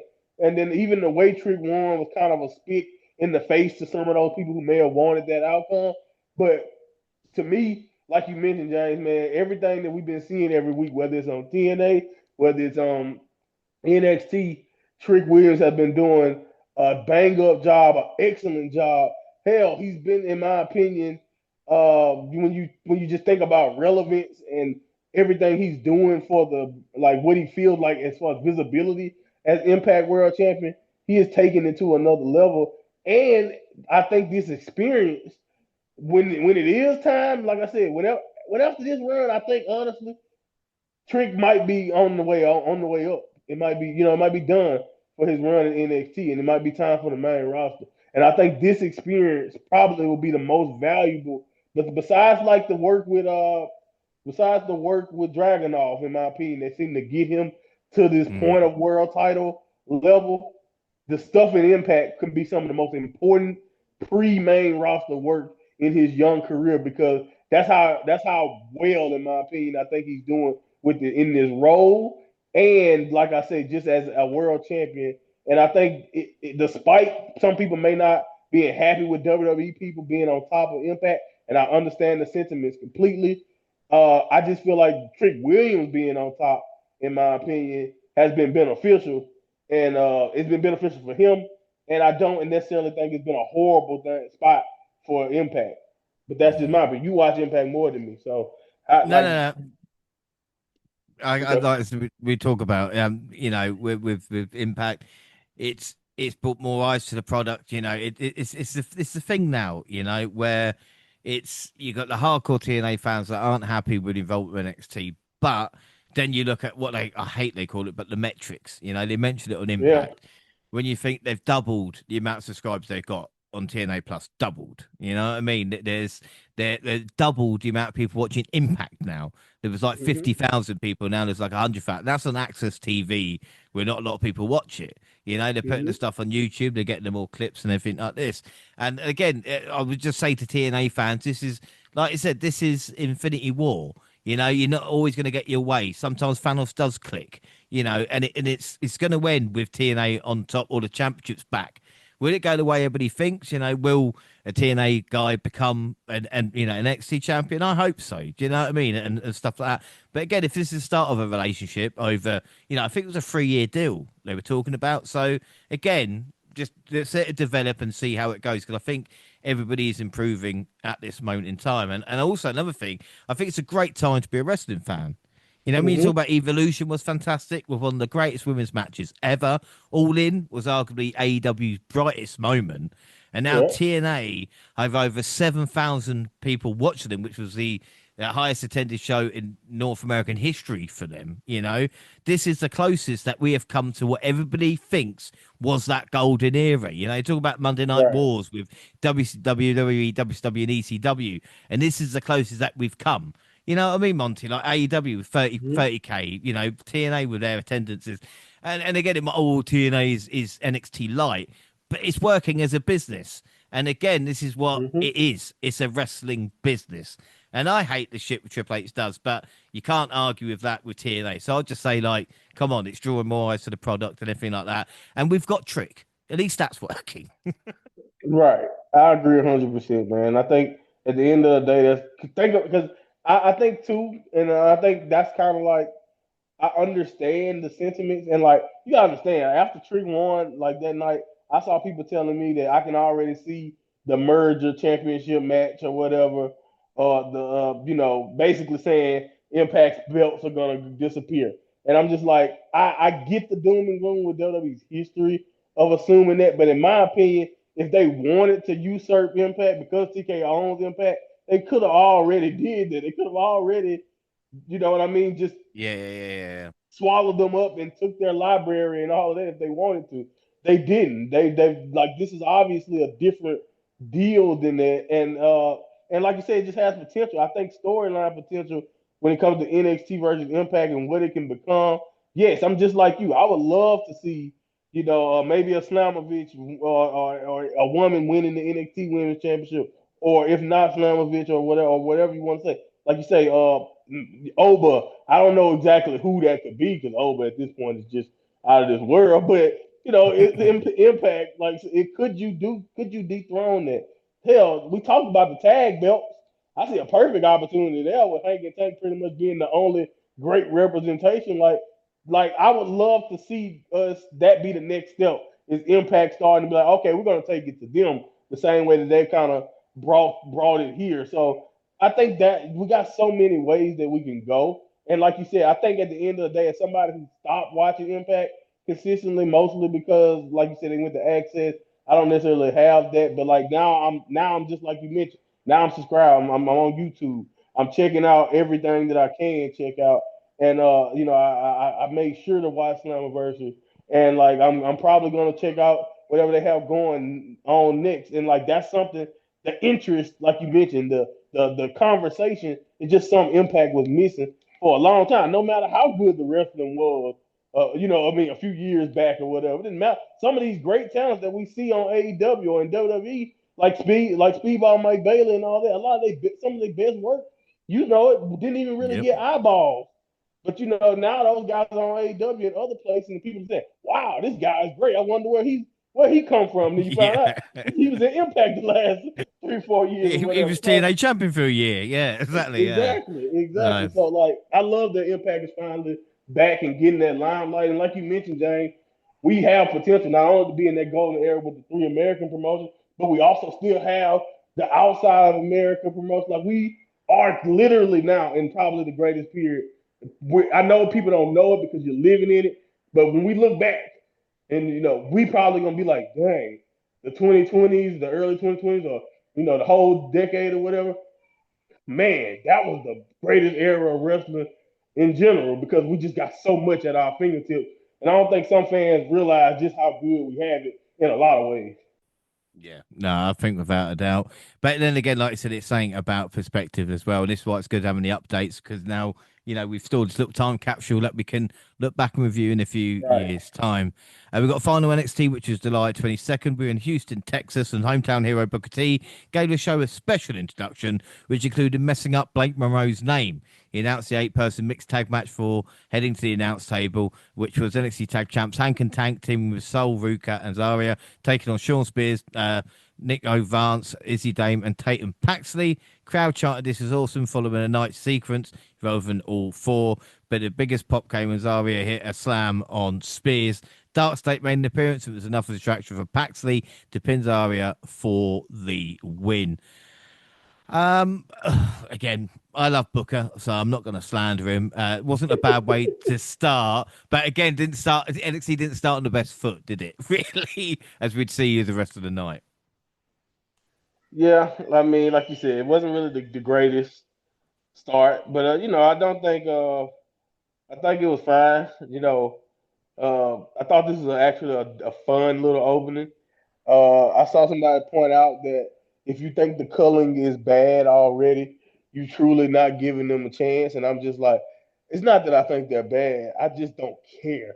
which is basically the next. If it's not the next best thing, it's probably the worst thing It's you, which is you can worse. Yeah, be. Right, yeah, it's worse. It's worse than thinking they're bad. I'm just not interested. But I don't think that they're unwatchable. Like I said, this is a decent opening. But you're right. Like with the whole, was it Monica Monroe? yeah. He said Monica He Monroe. made Yeah. up a completely different name. I'm like, who is Monica? But yeah, as a matter of fact, WWE might as well just name someone else Monica Monroe. Give her a sister character if they have. Exactly. Why not? Safe booker with this. Anyway, and again, I love the fact though Vic can bring it up later on in the show as well as it did. Do you know what I mean? Like Right. that's the kind of Oh, he's so freedom they've good got there. now. Yeah. Anyway, the NXT Women's and TNA Knockouts champion. JC Jane came to celebrate a big win with Fallon Henry and Jasmine next by her side. The crowd chanted JC two belts. What the fuck is wrong with them? Before she bragged about being a double champion. It didn't take long for Lash Legend to interrupt her. Jada Parker also came out and things ended up in a fight. The segment finished with Legend and Parker having a bit of a standoff. So the new double champion ended up not even the main attraction at the end of the celebration segment. It's a I way to agree, work, isn't cause it? I agree, man. Because when Last Judge came out, I know what I was thinking about, and when JC James. But again, setting up, can JC be a successful? I say a successful Steph, like not relinquish the title, but can she, walk that line between Jada Parker and Lash Legend and maybe what's on TNA? Yeah, that's gonna be interesting to see, man. I think she has potential to do it because she does have a faction on her side.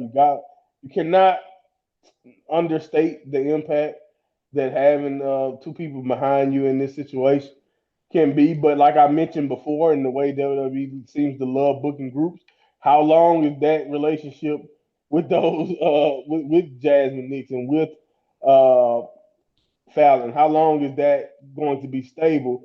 It's going to be a question in how long this happens. But it'd be interesting. I don't know. Besides Masha, who do you view as top level in Impact? Because that would be my next question. Because I do think she probably can survive Lash and Jada right now, at least for the time being. But as far as Impact goes, who would be the threat besides It's Masha getting the rematch? Indy Hartwell is the one they're building up. Like I said, to her. Okay, well, I think she'll survive. Yeah, that's what I'm saying. But that's going to be a That. Bound for Glory match or something like that. Like, fuck that. Oh my god! This is a problem with TNA over the past Yeah, year or so is that their knockout division has dwindled. And again, yeah, they're signing few talents now. And I'm sure in a 6 months' time, I can be like, oh, these are the guys. Do you know what I mean? But right, right, they're right. very raw talents. And the people like Tasha Stills, who's I fucking the like Barika Tasha. badass, is being used as like Ali's Like a mouthpiece and not really manager. wrestled. Yeah, Exactly. You yeah. got the Elegance brand don't fucking need them. Don't Do you get know what I started on mean? it. Like, yeah, they can't. Again, we've got the Iconics back, or the Inspiration as the name now, and they're going to Uh-huh. do their shtick. So again, yeah, it's a difficult situation where I think TNA have gone, oh, because of other factors, maybe. Like I said, I think you mentioned it a couple of updates ago. They can now use the women's talents from NXT. They haven't Right. recently, Yeah, that's but what I think they probably should do. yeah. NXT has so much people, so deep a pool, and maybe that'll be the thing. Maybe Jada can go NXT or Lash, vice versa. Lash can go in Impact Championship, and Jada can go NXT title, and that can be how Yeah. you decide that's how you freshen it up, and do it. But I think for now it seems like, especially because Jordan, we know Jordan and Blake, with their problem, they're going to be involved with something for a while. So you're gonna have Jordan gone. You're gonna, out of the way. Blake is not gonna be interested in it right now. So again, I think NXT, as far as the people I look at as top contenders, she's pretty safe outside of, like I said, pushing, who we have now, who seem to be challenging at the moment with Jada and Lash. So I mean, I Yeah. don't know, man. It'd be interesting. It'd be interesting to see. But I do think that she has the potential. And right now, based on where we're looking at with the divisions of contenders, it feels like she's gonna be carrying this for a little while, at least. Yeah. Well, I wouldn't be surprised with the NXT championship if, like, maybe it was a triple threat with, JC Jane and with Monroe and Grace, get the NXT title on Monroe, have that feud run out and then JC over to TNA, and kind of maybe that way. That's one But way to do it. exactly, but again, it just seems at the moment, I don't know if they got a plan, but it'd be interesting to see what happens. Jasper Troy took on Ricky Saints. Both men took a big spell out of the ring and they're back up fighting at the ramp. And then we know what happens next. The ramp collapsed under Saints. We In the didn't know spot. that. The camera didn't show that at all. We just heard a crash and then I heard Saints it. Right. disappeared. Yeah, we looked round and he was gone. Troy hit a senton on him to sell it, but it was just plain awkward. Troy beat the count back in the ring to win by count out. I mean, if we could sum up Ricky Saints running NXT, I think that would be it. That's Do a you know what I great one. mean? Yeah, that's a great one. I love Ricky again. I like what he's been doing, but and I think even in this match he did his best to really put over the kid and again, like I said, make the big angry man, just kind of look strong. I think Ricky did a great job in that. But yeah, man, that's the way that kind of went for him is a perfect kind of breakdown of basically just his entire run as far as like how things have went for him so far. And again, I don't think this is horrible. I don't think it's gonna ruin anything, but it's just one of those things that's just like unfortunate. Because I think honestly, if the thing didn't break, it would have been a horrible spot to take. To be honest, he might be fortunate that he didn't have to Yeah. take the senton through the stage, but it definitely is just one of those. Just yeah, it was shitty luck. But yeah, it took the wind out because I seen them setting it up, and I was just like, okay, they're going for it, and then to have to beat a dramatic 10 count after that, it was like yeah, that kind of messed up the entire little angle there. But yeah, man, I don't know, man. Ricky keep fighting because it just hasn't been working out, Yeah. the way you would think, the way you thought. Like, because I felt like again, he's another one of those guys that I said about Wes Lee.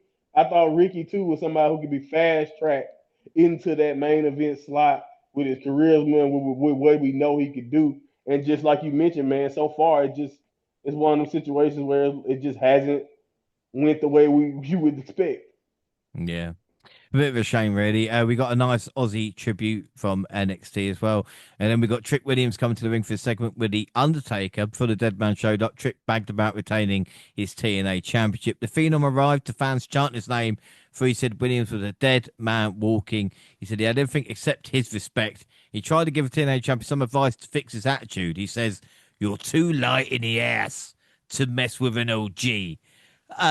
Good advice, I suppose. Things got a little tense and Trick started to look intimidated. He tried a punch taker, but ended up taking a choke slam instead. Wow, the TNA champion getting choke slammed. I think they do it just for the reaction of these TNA fans on X or whatever it is. But this was again an interesting segment. You had to teach me what being a little a little too light in the arse meant because we got different meaning over here, I think. Oh Lord, okay, I can't wait to hear y'all. But so let me explain the Southern American meaning. It's just basically what Undertaker meant was you can either look at it literally and say you're too small, you can't fight, this fight won't go well for you. You're way too small. I will manhandle you. Or you can look at it like you ain't got the balls to stand up. You ain't got the balls to really challenge me for real. And like that's kind of the way we use it in the South of America. Now, what is y'all term for like that? I So I I can would tell. I before I get banned, I would just say it's more of a kind of term for a particular type of activity. Might be Oh, fair to wow. say. Yeah, yeah, and it might be an insult for people that might not be big enough, shall we say? But again, Gotcha. a little bit Gotcha. similar. Uh, but, I mean, I'm Yeah. not, down. I might have heard it in passing. No one's ever said it to me. But again, it's weird because ever since you said it as well, I can't see Undertaker as not Al Snow anymore. And that's my phenom, man. But he loves LFG. Do you see He that tear love going down his face when Trick was mocking it? Like he was crying. Taker was crying. Yes, man, he's the ultimate coach now. And it's so hilarious to think about, man. Like you said, that's the dead man right there. Just getting in, like I said, Al Snow from Tough Enough back in the day. I'll never forget it, man. Every time I saw Maven or whoever you want to get, they ran Al Snow out there, head coach. So yeah, man, that's what this was.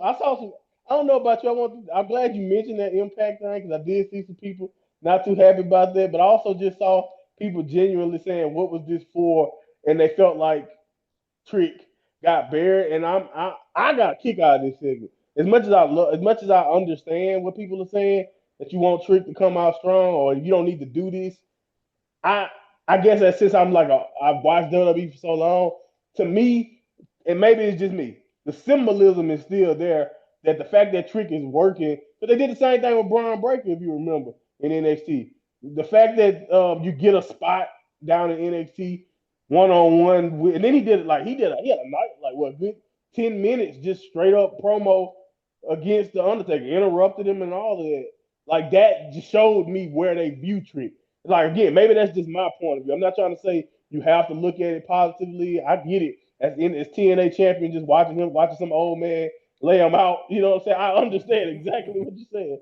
I get all of it, but it's just like for me, I still look at Undertaker like that as one of those parameters, and the fact that they decide to use him that much like that. Now you know what makes this less impactful for me is when like in a couple seconds later, Bully Ray is in like Michelle McCool and Bully Ray, all the LFG coaches here. So it felt way less special I because I am saw I all the am coaches. not mentioning them. I'm not. I thought about it and I was like, I'm not going to. But I Right. like So yeah, I, so they all had I a segment that made it a little bit less impactful for me. But yeah, man, I got a kick out of this segment. I worked at TNA fans. I just said Taker's booked against Trick at Bound for Glory. Like that's a match. Taker's going to come out of retirement in TNA, you know. We have Blake Monroe, first singles match this week when she took on No Quarter Catch Crew's Ren Sinclair. Earlier in the show, Jordan Grace was shown being banned from the arena since general manager Ava knew she would try to get after Monroe turning on her at Evolution. There was a backstage clip as well on WWE socials of Jordan climbing into a crate to get pushed in as well. So hey, at least they stuck with it. The Glamour maintained control, hit a DDT for the pin and the win. And then afterwards, Grace came out and fought through security to get to the ring. She took out several guards for Monroe, hit a DDT on a chair. And again, this was good business because That looked we good kind of too. like I said, we've got a ready-made feud here, haven't we? Yeah, nice heat. It's simple too, right to the point. And I think kind of like to your point earlier about stuff that they don't necessarily have to bring up. I think it's already enough. She's already done enough just in these last few weeks, in my opinion, to where you don't need to add any heat to it by being, unnecessarily uh, disrespectful just for the sake of it. Like I think it's already enough betrayal and enough. Like you just the third of that DDT. I'm like, man, that was they did that one perfect. The way she landed, all that. So I like that, man. I thought Jordan looked great, even if she did lose the segment and kind of looked like she's hot headed at the moment. She still looked great in that moment because fighting off the men and all that, but also uh, again, the cerebralness of Blake is kind of on display again in this situation because she kind of looked like, like I said, Jordan looked like a hothead in this situation. And but if you really pay attention to the entire brawl, Blake was setting her up to get by that chair that whole time. So yeah, it was pretty cool. And I like it. It's a very nice next step. It's a hot feud. I don't know how it feels to have the best women's feud on my show, not involving top champions. I think that's going to be something that we're going to have to start the view with JC carrying so much of the load is, we the most interesting thing on your show when it comes to the women is this Grace Mm-hmm. and Blake Monroe thing. But at the end of the day, it's fresh, and I think they have potential to tell a really good story together over the next few months, in my opinion. So, yeah, Yeah, there's going to be fun stuff. Ethan Page came out to brag about still being North American champion. There's a this pissed table. me off. There's a table with clearly a new title belt next to him. He threw the old title out of the ring and revealed a Canadian strap he had made for a new belt.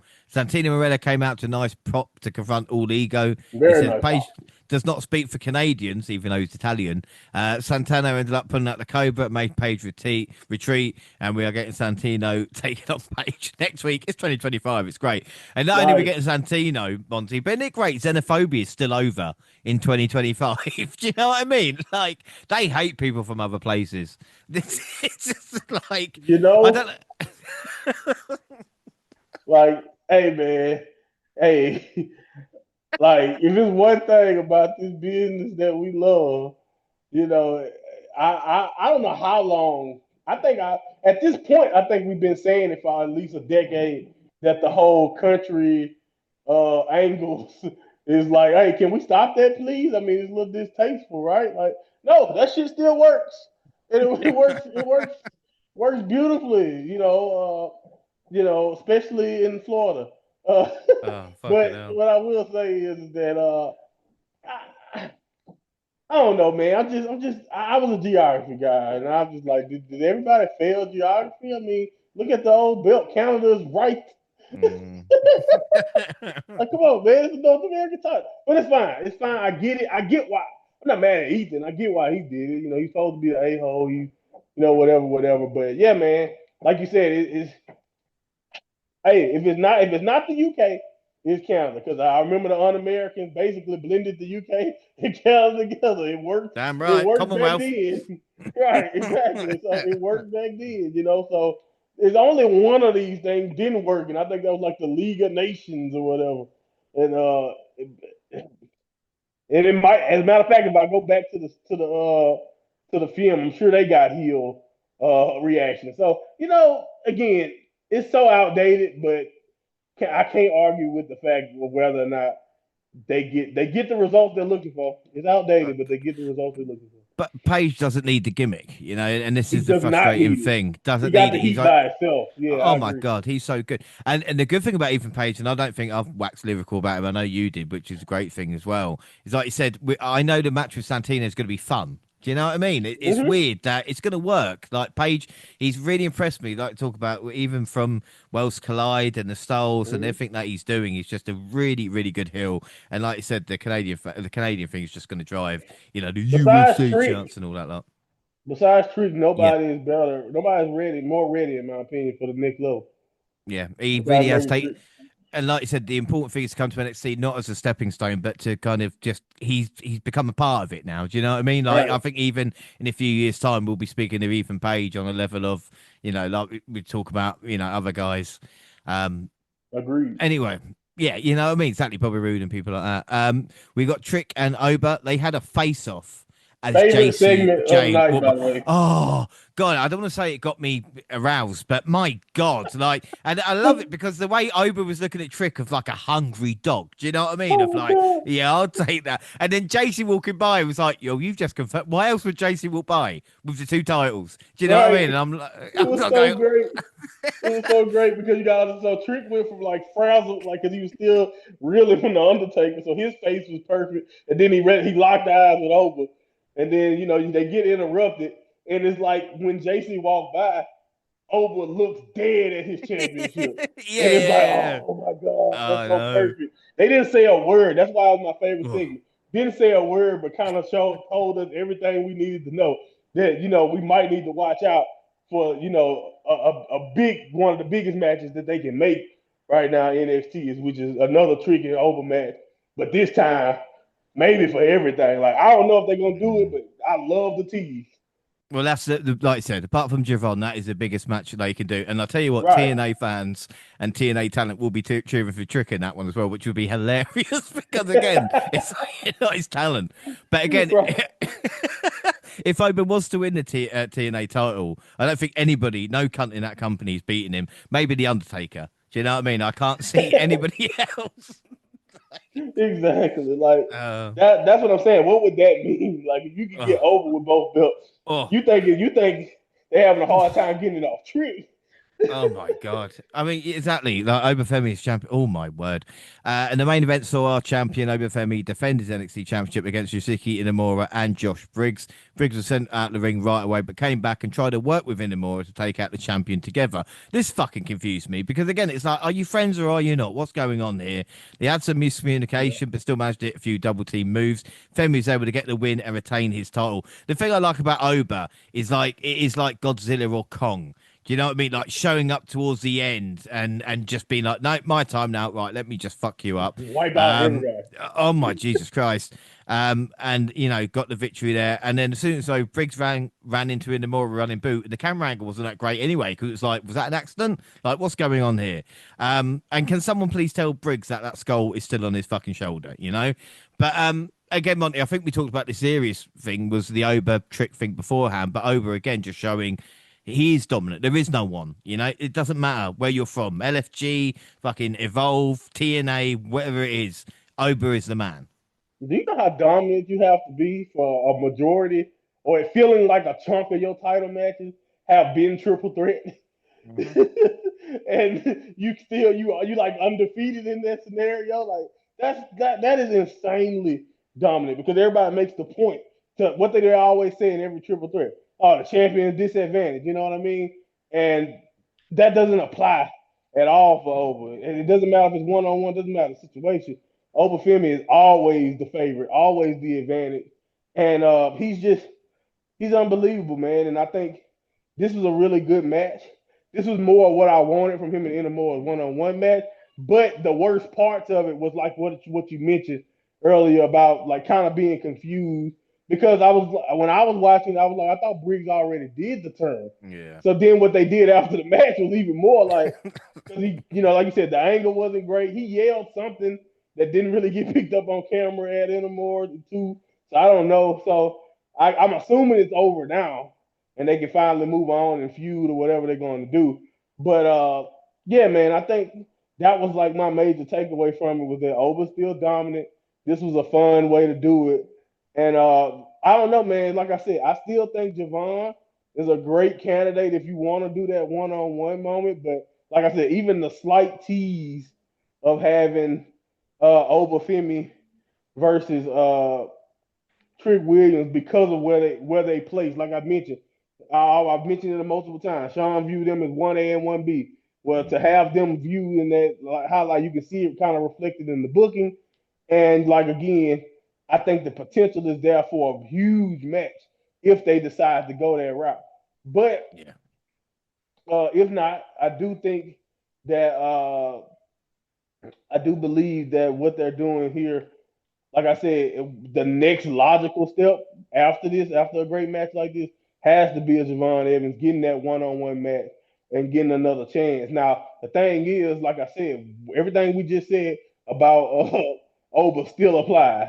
As much as I love Javon and I think he could be ready for it, you know, it's still Obafemi, man. And Yeah. I don't know. It's like I saw somebody post right after this, like who the hell is gonna dethrone this guy? And that is a genuine question that anybody who's watching any amount of NXT has to be asking because that's how dominant he's been. Yeah. Well, let's just hope it's not Tony fucking D, you know? Anyway, finally, on Impact, we kicked things off with Santino Marella, who addressed that both the TNA World Championship and Knockouts World Championships in the hand of NXT superstars. And Morella said, don't worry, I'm going to get the NXT North American Championship over Ethan Page. Yeah, all right. Masa Slamovich came Yeah. out. She wants a contractually obligated rematch next week. So on our next update, it will be JCJ versus Masha Slamovich TNA title on Impact, which doesn't fill me with confidence for Mash for Like Masha. a little early, huh? Yeah, who knows? Especially with Against All Odds coming like just before, you know what I mean, like 13th of August, something like that. Anyway, we hear from NXT's JC Jane after she defeated Master Slamovich, becoming double champion. She admits the talent in the knockouts division is extremely talented, but they are flawed. She made a bold statement and vows that when people look at the knockouts world title, they're going to think of her. I'm not going to lie, I am at the moment, but not in a good way. Um, we wondered what was happening next with Trick Williams. Well, Moose wants Trick. That was what he said. So maybe that is where Trick's going with Moose. I don't mind. It's weird that Trick is going through kind of like Obafemi's. Do you know what I mean? Who he's had to go Right. through as well. But I don't mind it. I don't mind it. And then in the main event, Mike Santana pinned Joe Hendry. They shook hands afterwards, and this looked like I don't want to say a passing of the torch is not right, but for Mike to beat Joe in their first ever singles match and to shake hands, it looked like Mike is the guy to go through for Bound for Glory. And as you mentioned earlier, people go, why not do it in New York? TNA always missed the mark. They did it with Joe Hendry. They extended it 3 months when they didn't need to. So, I Yeah. mean, yeah, Yeah. interesting times on Impact. That's what the future holds, basically. It looks like between TNA and NXT. But what are your thoughts on this month, Monty? Because we covered it all, and there's been a lot to cover. But what are your thoughts on NXT and where we're headed? I mean, I think we're in a pretty good spot overall. You know, there's definitely still some areas that I mentioned, like the tag division and when it comes to having more to talk about than like Hank and Tank in like one match. You know what I'm saying? It'd be nice. Yeah. I think they did another match, but yeah, it'd be nice to see them actually have credible people that we can, other people that can build up. The women's division, in my opinion, is still. We still have a lot there, but I do feel like this is the first update in a while. But I didn't feel like we got that, other than like maybe the culling and then like the Soul Ruka stuff, and then everything else felt like it's wrapped around Fatal Attraction. And I get it because of what we're building up to, and Jason Jane is the champion, so that she is going to be the main focus. But I just think that if you think about the what we've been kind of dealing with in the women's division the last year or so, we still had a fine balance of still getting a lot of everybody involved. You only mentioned like, for example, you only mentioned like Kalani and other ladies like once or twice on this entire Mm. update, mostly due to what we were, like I said, what we're kind of focused on currently, uh, which is again to be expected with everything they're doing with Jason James. But again, I still don't think that's a bad, necessarily a horrible thing. I think the involvement with Impact has been a great element, like I said, to not only Trick's character, but they've been doing great business on both sides for NXT and Impact. So I don't know, man. I think the thing is that I think now I'm kind of in the swing of things of kind of keeping up with Impact, whether it's through highlights through the week and some of their major events, and then at the same time, doing what I do for what I've always done with NXT, and I kind of getting in the swing of things with that. So I do kind of like kind of like how we mentioned in the past that Impact kind of feels like a continuation of NXT in a sense, Mm. and it's not necessarily in a bad way either. So yeah, I think again, overall, we're in a decent spot. Definitely some things to clean up. I'm very excited on where we could be heading with Obafemi because like I said, I think Javon. They've already pretty much hinted at the Javon stuff. They kind of showed that we could be revisiting Trick. So it'd be interesting. Like I said, no, I don't. Right now, I don't feel like we're overly saturated in any kind of way for the most part. But yeah, it'd be interesting to see what goes on now that they've kind of done this whole Canadian thing, the North American title. Like we have a lot of fresh ideas right now that we're gonna have to see in a few months how we feel about and how things play out. And then, like I said, the entire right now we have NXT talent with Impact. So right now, Impact feels more important than ever when it comes to consuming NXT. And I just hope that continues to help both companies, not just NXT. Yeah, without a doubt. So that is it. Don't forget, across all social media, X at the Double R Podcast. I'm at the Double R Pod James. You can find the entire Double R team on the banner. We're also now on Blue Sky, Double R Podcast, and Reddit. Monty, where can people find and follow you? At my Monty Pod on Twitter, that's where I give my thoughts and opinions on I think wrestling. Double R also on Facebook and Instagram. Send us an email at doubleupodcast at gmail.com and YouTube. The Double R Podcast celebrating 10 years of the Double R Podcast on YouTube, and the podcast go at the same time on YouTube. And do SoundCloud on your phone. Also Spotify, where you can download, subscribe, rate, and review there. So that is it. Our next episode is the SummerSlam party. Monty, it's become part, whether we like it or not, of the kind of what we do in the Double Up. We always have time for a party around SummerSlam, and this show is going to be mental because we've got evolution and predictions and everything else that goes along with it. Yeah, man, I'm excited. I mean, we're doing this Saturday, right? Or Yep, we're doing it okay, Saturday. We're cool. going to do Cool. Saturday Saturday. works best for me. Okay, cool. Yeah. So yeah, man, that'll be. I can't wait, man. I'm excited. Not so much. I mean, certain things we got a lot to kind of, like you said, to kind of catch up on in WWE when it comes to getting ready for SummerSlam. I do think it's gonna be a pretty good card in some ways, and it's some interesting directions that we could be going. But there's also some stuff on the card where I'm like, okay, I don't, but hey, I'm here. It'll be a good time. I know at least breaking it down with you guys and then wrapping up Evolution because I've been excited to talk about Evolution, since the night it happened. So Mm. it's gonna be really cool to get into that, especially with the girls. So it's gonna be cool, man. It's gonna be another great time. Y'all come and have fun with us. I love the live show. Those are probably my favorite format, to do these. Yeah, without a doubt. Well, until then, I've been James Jones, and I was joined by the mind of Monty. And Monty, I'm about to say you got another win today, but you don't really care about that, do you? So, what's the Nah, point? I'm cool. I Yeah, I don't really know. care. I don't really care. I'm giving all my energy to Tai Chi right now. All my G1 watchers. Monty is currently donating everything he has to Tai Chi.